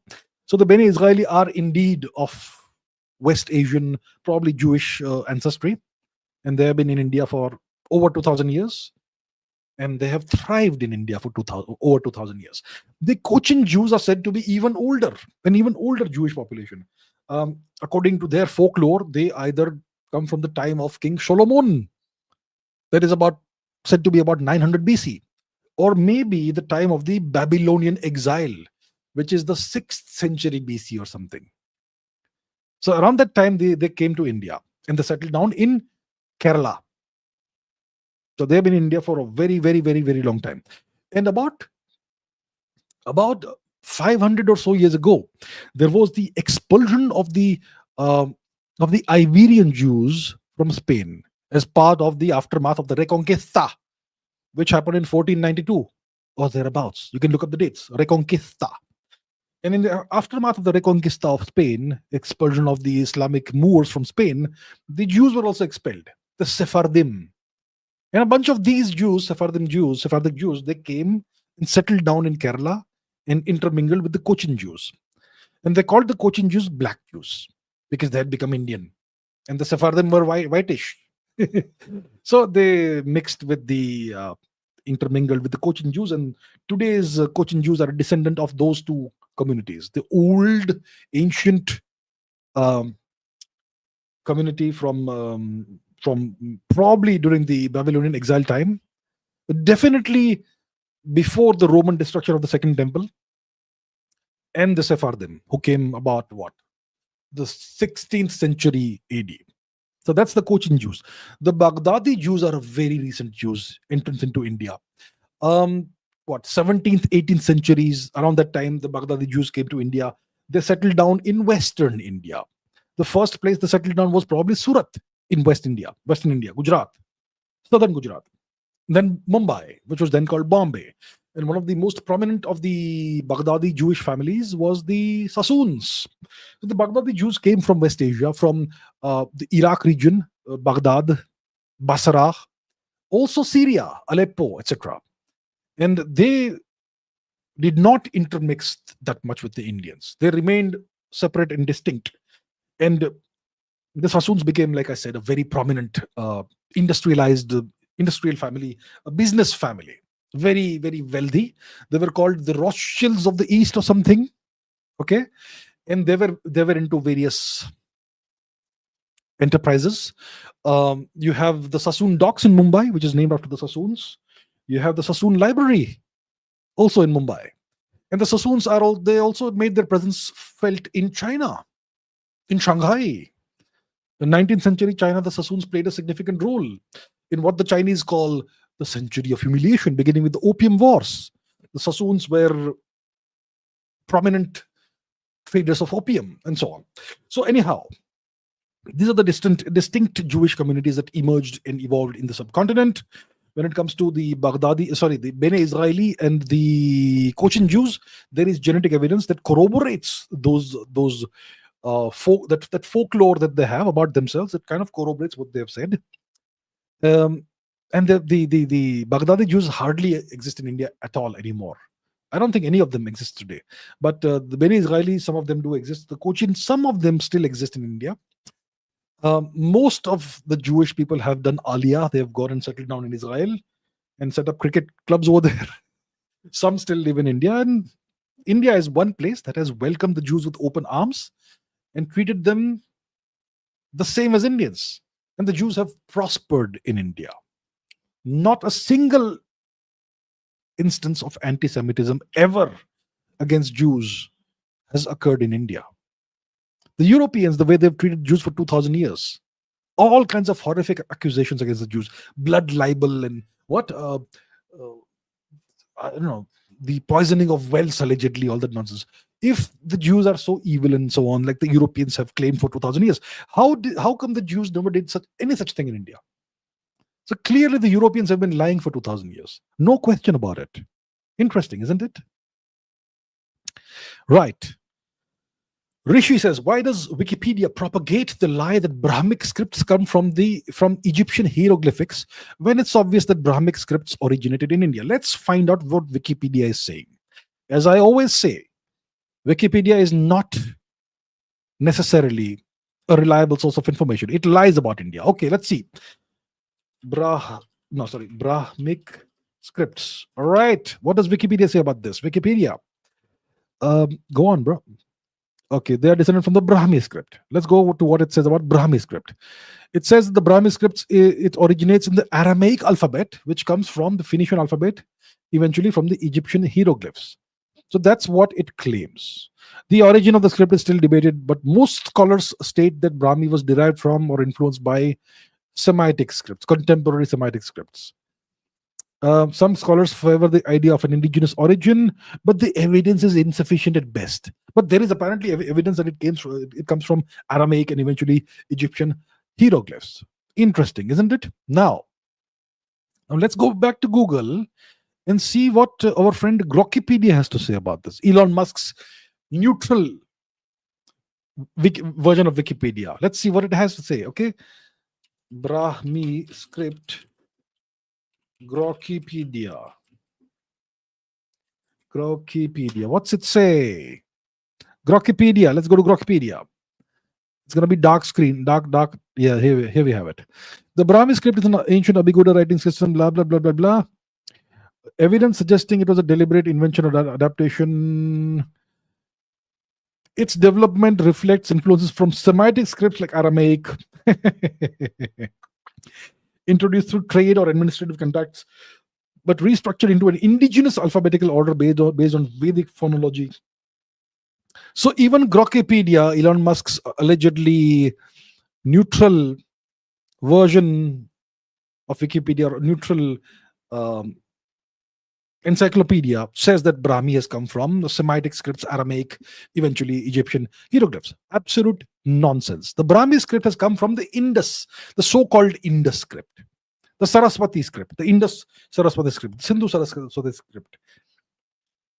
No question about it, which has been recently deciphered by Bharat Rao, also known as Yajnadevam. And you can watch my conversation with him on this very channel. Okay? He has deciphered the Saraswati Sindhu script, Indus script, whatever you want to call it. And the Brahmi script is clearly derived from the Indus script. No question about it. So Wikipedia, Grokkipedia, all these Encyclopedia Britannica, they all have this Eurocentric perspective, which seeks to minimize everything that India has done. And that's why we have this situation. No surprise there. Tuhin Ray says, at the time of independence in 1947, why did our leaders not show any interest in merging neighbors like Nepal, Sri Lanka, Myanmar, Bhutan into India? You know, there's this apocryphal story about Stalin, right? When the Indian ambassador to the USSR met with Stalin, Stalin was shown a map of the Indian subcontinent with India, Pakistan, blah, blah, blah, all that. And Stalin points to this island. He says, what is this island south of India? And the Indian ambassador proudly says, this is the independent nation of Sri Lanka. And Stalin looks at that person with disbelief and says, why is that an independent nation? Why? What is wrong with you people? So, at the time of independence, 1947, our leaders clearly did not show any interest in merging neighbors like Nepal, Sri Lanka, Myanmar, Bhutan into India. On the contrary, they were very willing to help the British in balkanizing India. They created East and West Pakistan out of India, out of our territory, the territory that our ancestors lived in. Right? Our so-called leaders were willing to create this very thin chicken neck, which connected our Far East with the mainland. and put East Pakistan in the middle. And today we still have the same problem. We gave up Pakistan, we gave up parts of Kashmir, we gave up Oxygen. Our leaders were not interested in merging new territories into India, or or reabsorbing old territories. They were happy to allow India to be fragmented and balkanized further. The Sultan of Oman offered Gwadar to India. We refused. The Khan of Kalat in Balochistan wanted to merge with India. We refused. The Maharaja of Kashmir had to request Mr. Nehru 3 times by sending the instrument of accession 3 times to Mr. Nehru. And Nehru refused. It was Mountbatten who finally accepted. There's so many stories. We gave up the Kabo Valley, which was historically part of Manipur, the kingdom of Manipur. We gave it up to Burma. We gave up the Coco Islands to Burma as a gift. Ye lijiye. Here's a gift as it belongs to me, right? So I'll give it up. That's the kind of leaders we had. Why? I have no idea. I don't know what they were thinking. What the great magnificent man was thinking. I have no idea why. Beats me. Okay. All right. Multiple questions about the same topic. Really now says, when exactly did the Europeans start significant intellectual theft from India? They had no inventions and discoveries forever, essentially. And then suddenly there was this barrage of new theorems and concepts. This period also seems to coincide with India's decline under successful invasions and the beginning of Turkic colonialism. Perplexity refuses to admit that Kepler or Newton got any knowledge from India. No intellectual theft happened, and these people only built upon what their European predecessors like Tycho Brahe, Galileo, and Copernicus originally came up with. Infuriating. All major physics laws formulated by Europeans like Kepler, Newton, Galileo's discoveries of certain rings, etc., all seem to be from the 1600s. Suddenly, everything starts in the 1600s. Right after Jesuits visited India and European colonialism was taking root. Is it a coincidence? Also, these extractions are being called rumors by chatbots like what? Perplexity.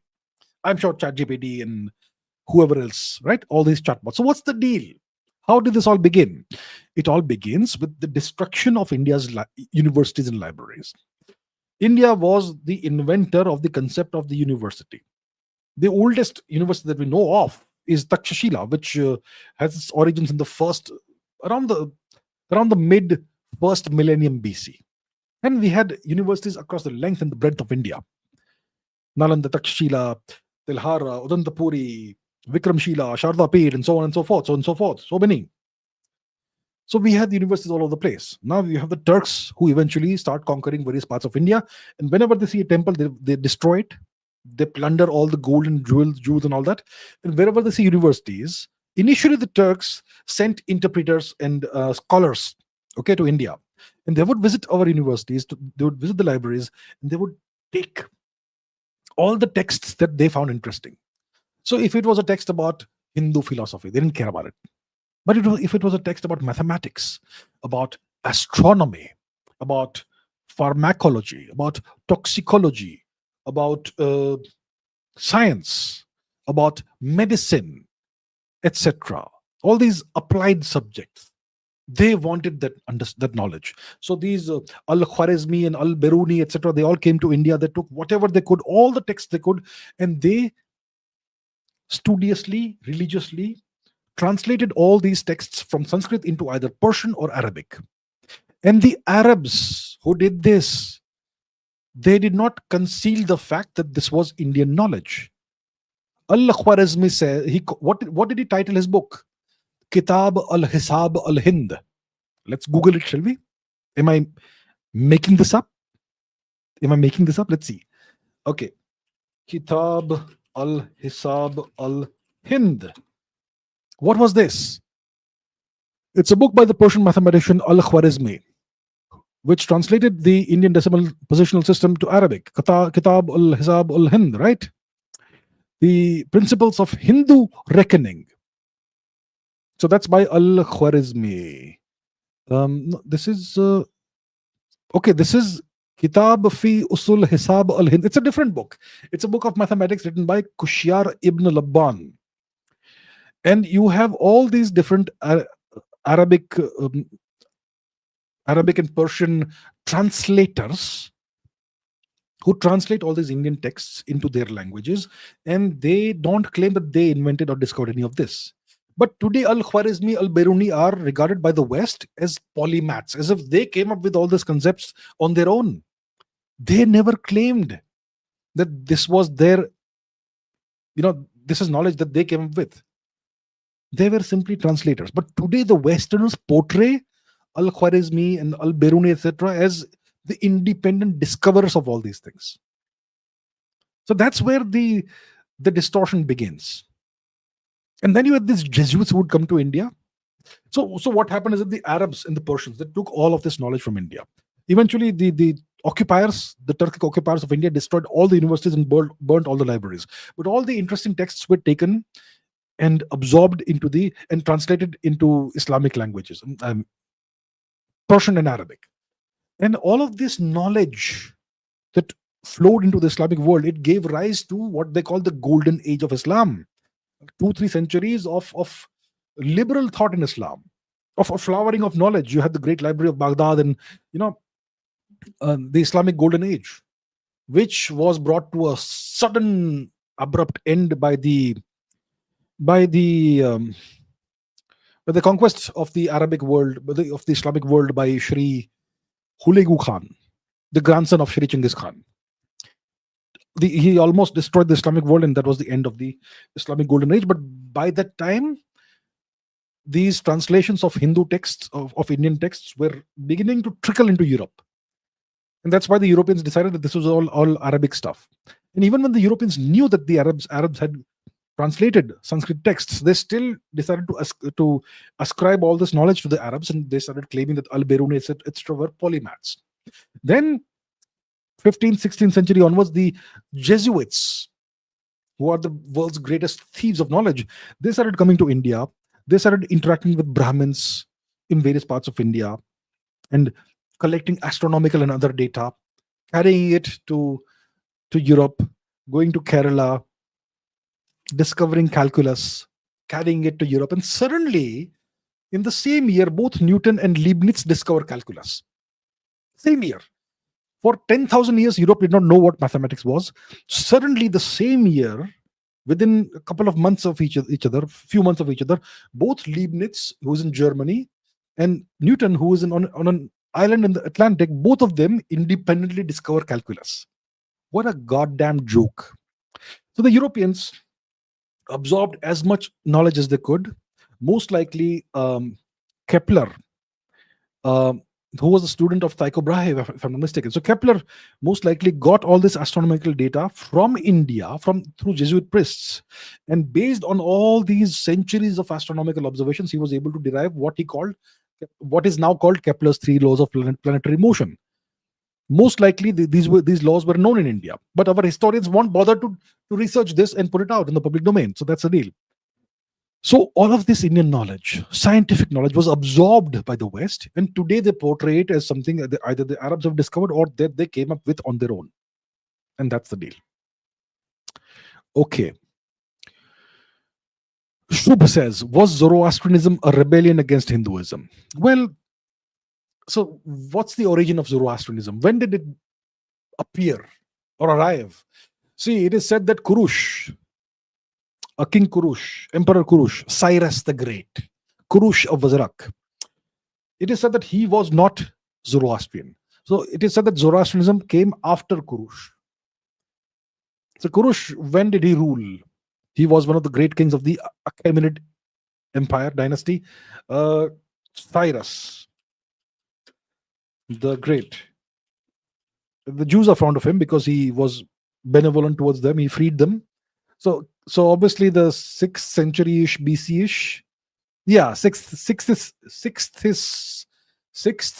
century BC. That's Cyrus. And most likely he was not Zoroastrian, which means he followed the pre-Zoroastrian religion of Persia. What was that?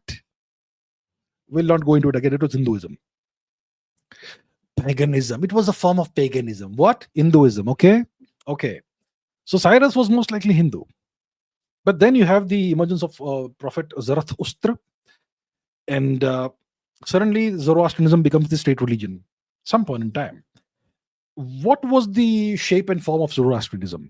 So it says that there is the central great god, not Angra Manyu, but Ahura Mazda. Angra Manyu is the bad guy. So Ahura Mazda is the good guy. He's the great benevolent god. And you have other divinities.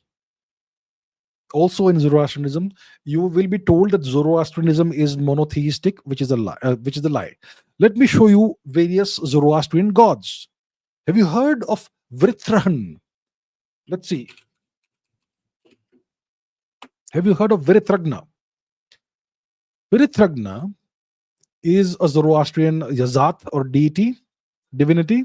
Okay. Vritragna means he who defeated or destroyed Vritra.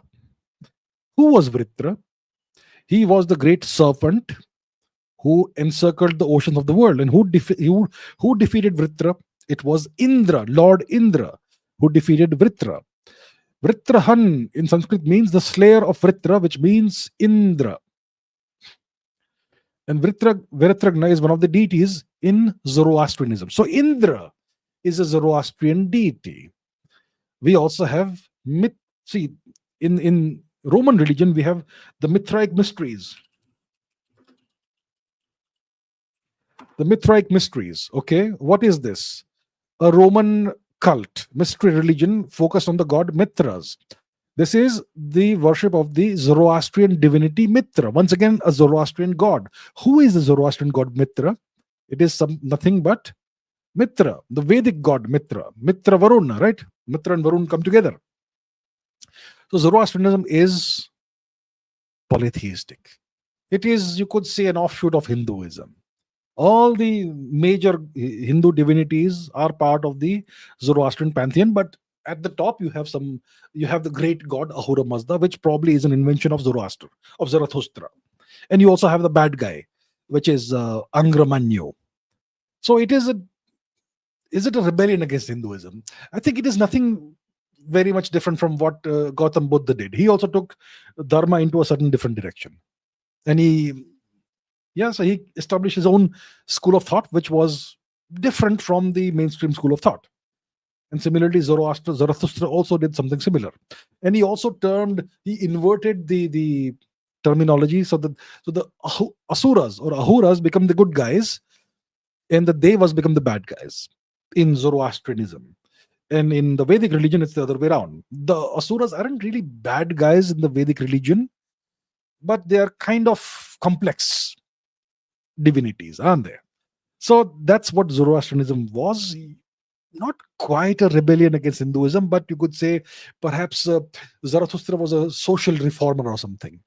And he wanted to change some aspects of Hinduism. So they came up with this thing, and which is now, and obviously you have the worship of Agni, right? They have these fires that have been going on for centuries, thousands of years. So they worship Agni. So not quite a rebellion against Hinduism, but kind of a reformation, an attempt to reform Hinduism in certain ways. That's what Zoroastrianism was. Okay, we have crossed 2 hours, but I still have some questions. What do I do? Let's take one question more. This is by Saloni Mishra. Why did the Roman Empire not focus on conquering the entirety of Europe instead of going to Africa and Asia? Right, okay. See, when you conquer a territory, it's a big undertaking. You have to set aside a certain number of soldiers, maybe 10,000, maybe 20,000 soldiers. You have to send them to capture a territory that is not yours, which means you have to fight a war. To fight a war, you have to supply them with whatever they need, arms, ammunition, new weapons. Some of them will die, so you have to resupply them and send more soldiers perhaps. You have to ensure that they have sufficient food supplies. It takes a lot of effort, a lot of money. It empties your treasury. So then the question is, which territories should you conquer? Should you conquer all territories, or should you conquer those territories from which you will get more money than you spend? See, Europe, if you look at places like Ukraine, tremendous fertile land. Ukraine also existed during Roman times. Makes sense to conquer it. If you look at Gaul, which is France and Switzerland, very fertile lands and lots of people there. You can either use them as slaves or You can use the land for agriculture and you will get revenue from that. If you conquer Spain, there is gold there, right? So wherever you have territories with lots of people, if you conquer those territories, you will get a lot of revenue from there. If you go north of the river Rhine or go east of the river Danube, you will find these forested territories, super cold territories, sparsely populated territories like Germania Magna, and the Nordic territories like what is now Sweden, Norway, etc. Super cold, super frozen, sparsely populated, no agriculture possible there, no source of revenue. You go and capture that, and then what will you do? You have to station soldiers there, lots of soldiers, and you have to pay for that. What sense does it make? But if you conquer, let's say, Egypt, big population there, and you can extract revenue from that. If you conquer North Africa, big population centers established there for centuries, you can tax them, you can force them to pay tribute. They can go and do all the dirty work in the Sahel region or wherever, and they have to pay you a yearly tribute. So why not capture those territories, right? So that's why it doesn't make economic sense to capture everything. Only capture the rich, prosperous regions from which there is guaranteed tribute, which will come in every year, or guaranteed resources that will come in every year. That's what makes sense to capture. That's why the Roman Empire did not waste its energy, resources, manpower, whatever, in capturing the whole of Europe, because the whole of Europe was not valuable. It captured all the valuable territories. It went as far east as possible. It captured Judea, which is present-day Israel, the Israel region, West Asia region, but it could not go further east, because it ran into the Persian Empire. And the Persians captured a Roman emperor and humiliated him. What was his name? Let's find out, okay? Which Roman emperor did Persia capture? Okay, which Roman? Yeah, here we have Valerian. The Roman emperor captured by the Persians was Valerian, who was defeated and captured by Shapur I in 260 AD. This is one of the most significant humiliations in Roman history. Okay, so the Romans understood, we better not fight Persia. What's the point? We have enough territory. That will give us enough wealth. So that's why the Roman Empire went as far as it could go. Did not go where it was too difficult to fight. When you had too powerful of an empire like the Persians, did not go too far north, because that land was useless. You would not get any significant revenue from that, and you would have to spend more than you got out of it. So these are the reasons why the Roman Empire did not focus on capturing on conquering the entirety of Europe. It instead went in other directions like North Africa and West Asia. Okay, that should bring me to the end of today's live stream. I still have more questions that I've selected, but yeah, we have almost reached 2 hours 20 minutes. So let me take a few questions from the live chat. And as always, I can see that there are a few super chats. So please stop taking super chats. I'll deal with these that we have. And yeah. So Devanam Priya Priyadarshi is a new member. Thank you so much, Devanam Priya Priyadarshi. Welcome to membership. I really appreciate it. I never ever ask anyone to become a member, but you're still doing it, many of you. So thank you so much to you, sir, or ma'am. I think it's a sir. It's a male name. Devanam Priya Priyadarshi. Thank you to you and to everyone else who has become a member. Thank you so much. Now, Godliness says, explain the history of museums. When did museums come into existence, and what was kept in the early museums? And do you want to visit any historical museum? Okay. I forget her name. I'm not sure about the history of museums in Bharatvarsh, in the subcontinent, but there was this Mesopotamian princess who was the first curator, who maintained the first museum. I forget, these Mesopotamian names are very hard to remember. So, a Mesopotamian princess, Mesopotamian princess, museum. Okay, first museum, right? First museum. Okay, her name was Innigaldinanna. Princess Innigaldinanna. She established a museum around 560 BC in the city of Ur in modern-day Iraq. And she curated a collection of artifacts from previous eras of Mesopotamian history. and these were labeled in multiple languages for visitors. Okay, so incredible. So this princess from about 500 something BC, Princess Ennigaldinanna, daughter of King Nabonidus, which is clearly a Greek version of the actual name. So she was the first known museum curator, or the first known person who established a museum.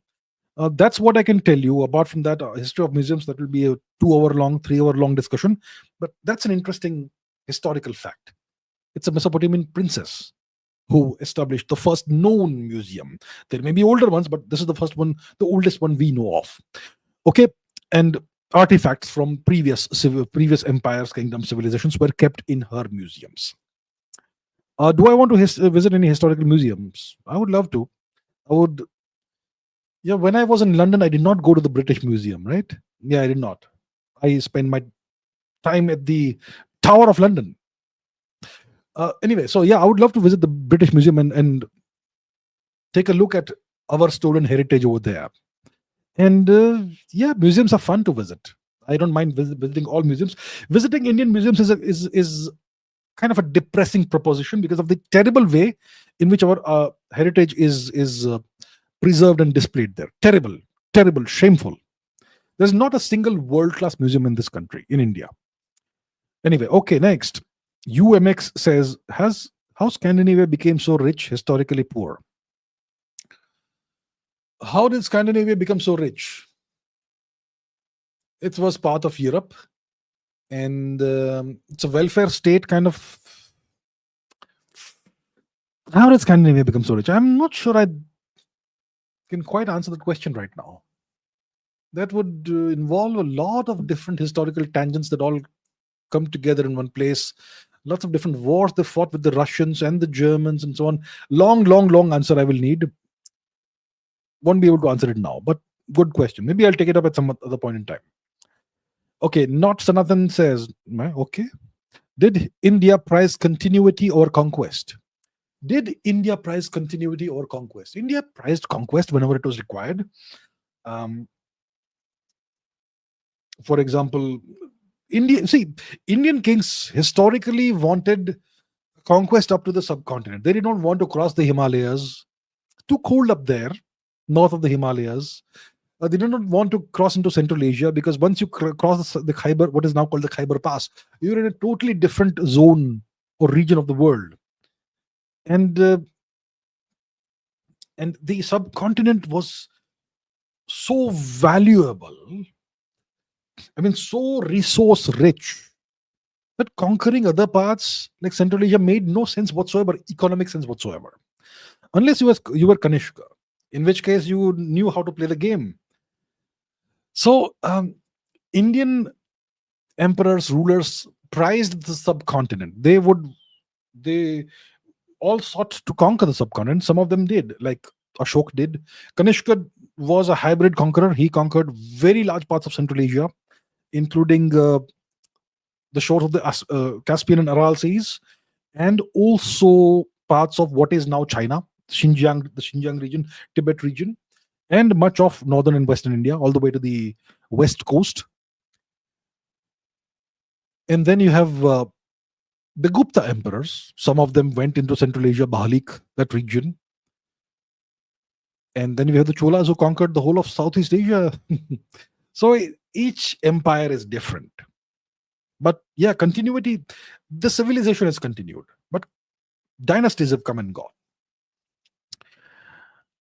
What are my views, says Anand Panishar, on Raja Ram Mohan Roy as a social reformer? Why does India need social reform?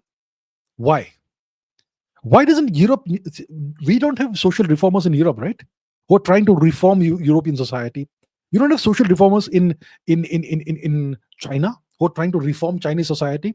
You don't have social reformers in the United States who are trying to reform US society. We only have these social reformers in Indian society somehow. And somehow they all have ties to the occupiers and colonizers somehow. Yeah. So my view on this gentleman, Mr. Ram Mohan Roy, is very clear. He was an agent of the occupiers, and he was an enemy of our civilization. Very clear about that. And I've spoken about this in detail in the past. If you do a simple search on my channel about Ram Mohan Roy, I have at least one video clip about this in which I've spoken about this. Okay, Ganapati says, look, we're discussing history today, sir. History. We're discussing history. We're not discussing current affairs and geopolitics. I request you all, please take a look at the title of this YouTube live stream. It's World and Indian History. So let's not discuss other topics today, otherwise it becomes a free for all. You need to value discipline in life sometimes. Not sometimes, always. So I'm going to stick to my discipline. Today is a history episode. I will not take this. I really apologize that you have spent money on this, but please understand this is a history live stream. All right, thank you.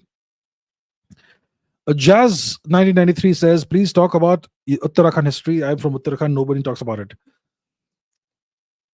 I don't know much about Uttarakhand history. I'm very sorry. I don't know. Uttarakhand is a beautiful part of the subcontinent. Beautiful place. But I am not familiar with the history of Uttarakhand. So I don't know what to say. I don't know in detail about the history of Uttarakhand. First of all, it's not a very large part of India, right? It's a comparatively, you could say, smaller region of India. A very interesting geographical region, location, Himalayan foothills. Very interesting culture. Very interesting manifestations of Hinduism and Dharma in the place. But the history I am not really well aware of. So I won't be able to. I'm very sorry. I apologize for that. But I thank you for the question, and it's a wonderful place. I can tell you that. All right. I think that brings us to the end of today's live stream. Almost 2.5 hours. And yep. Okay, so let me end the live stream right here. I'm just watching the comments, and people are making fun of 200 rupees wasted. You know what? I don't like negativity. I don't appreciate that. Please don't make fun of people in that way.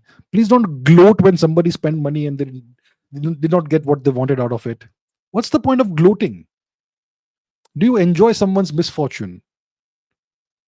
Why do you enjoy someone's misfortune? I don't get it. Anyway, I'm not here to lecture you all. You live your life whichever way you want. It's up to you, your life. But anyway, thank you everybody for the questions. And I look forward to seeing you tomorrow in tomorrow's live stream, which will be a free for all. Ask me anything. All right? Ask me any question tomorrow. It's going to be a super chat live stream, and not just geopolitics, but everybody. Sagar, no problem. It's okay, Sagar. No issues. Please be more positive, sir. Sagar, please be more positive. Everybody, let's be more positive. Bring more positivity to the world. Okay? No problem, no issues. I'll see you all tomorrow.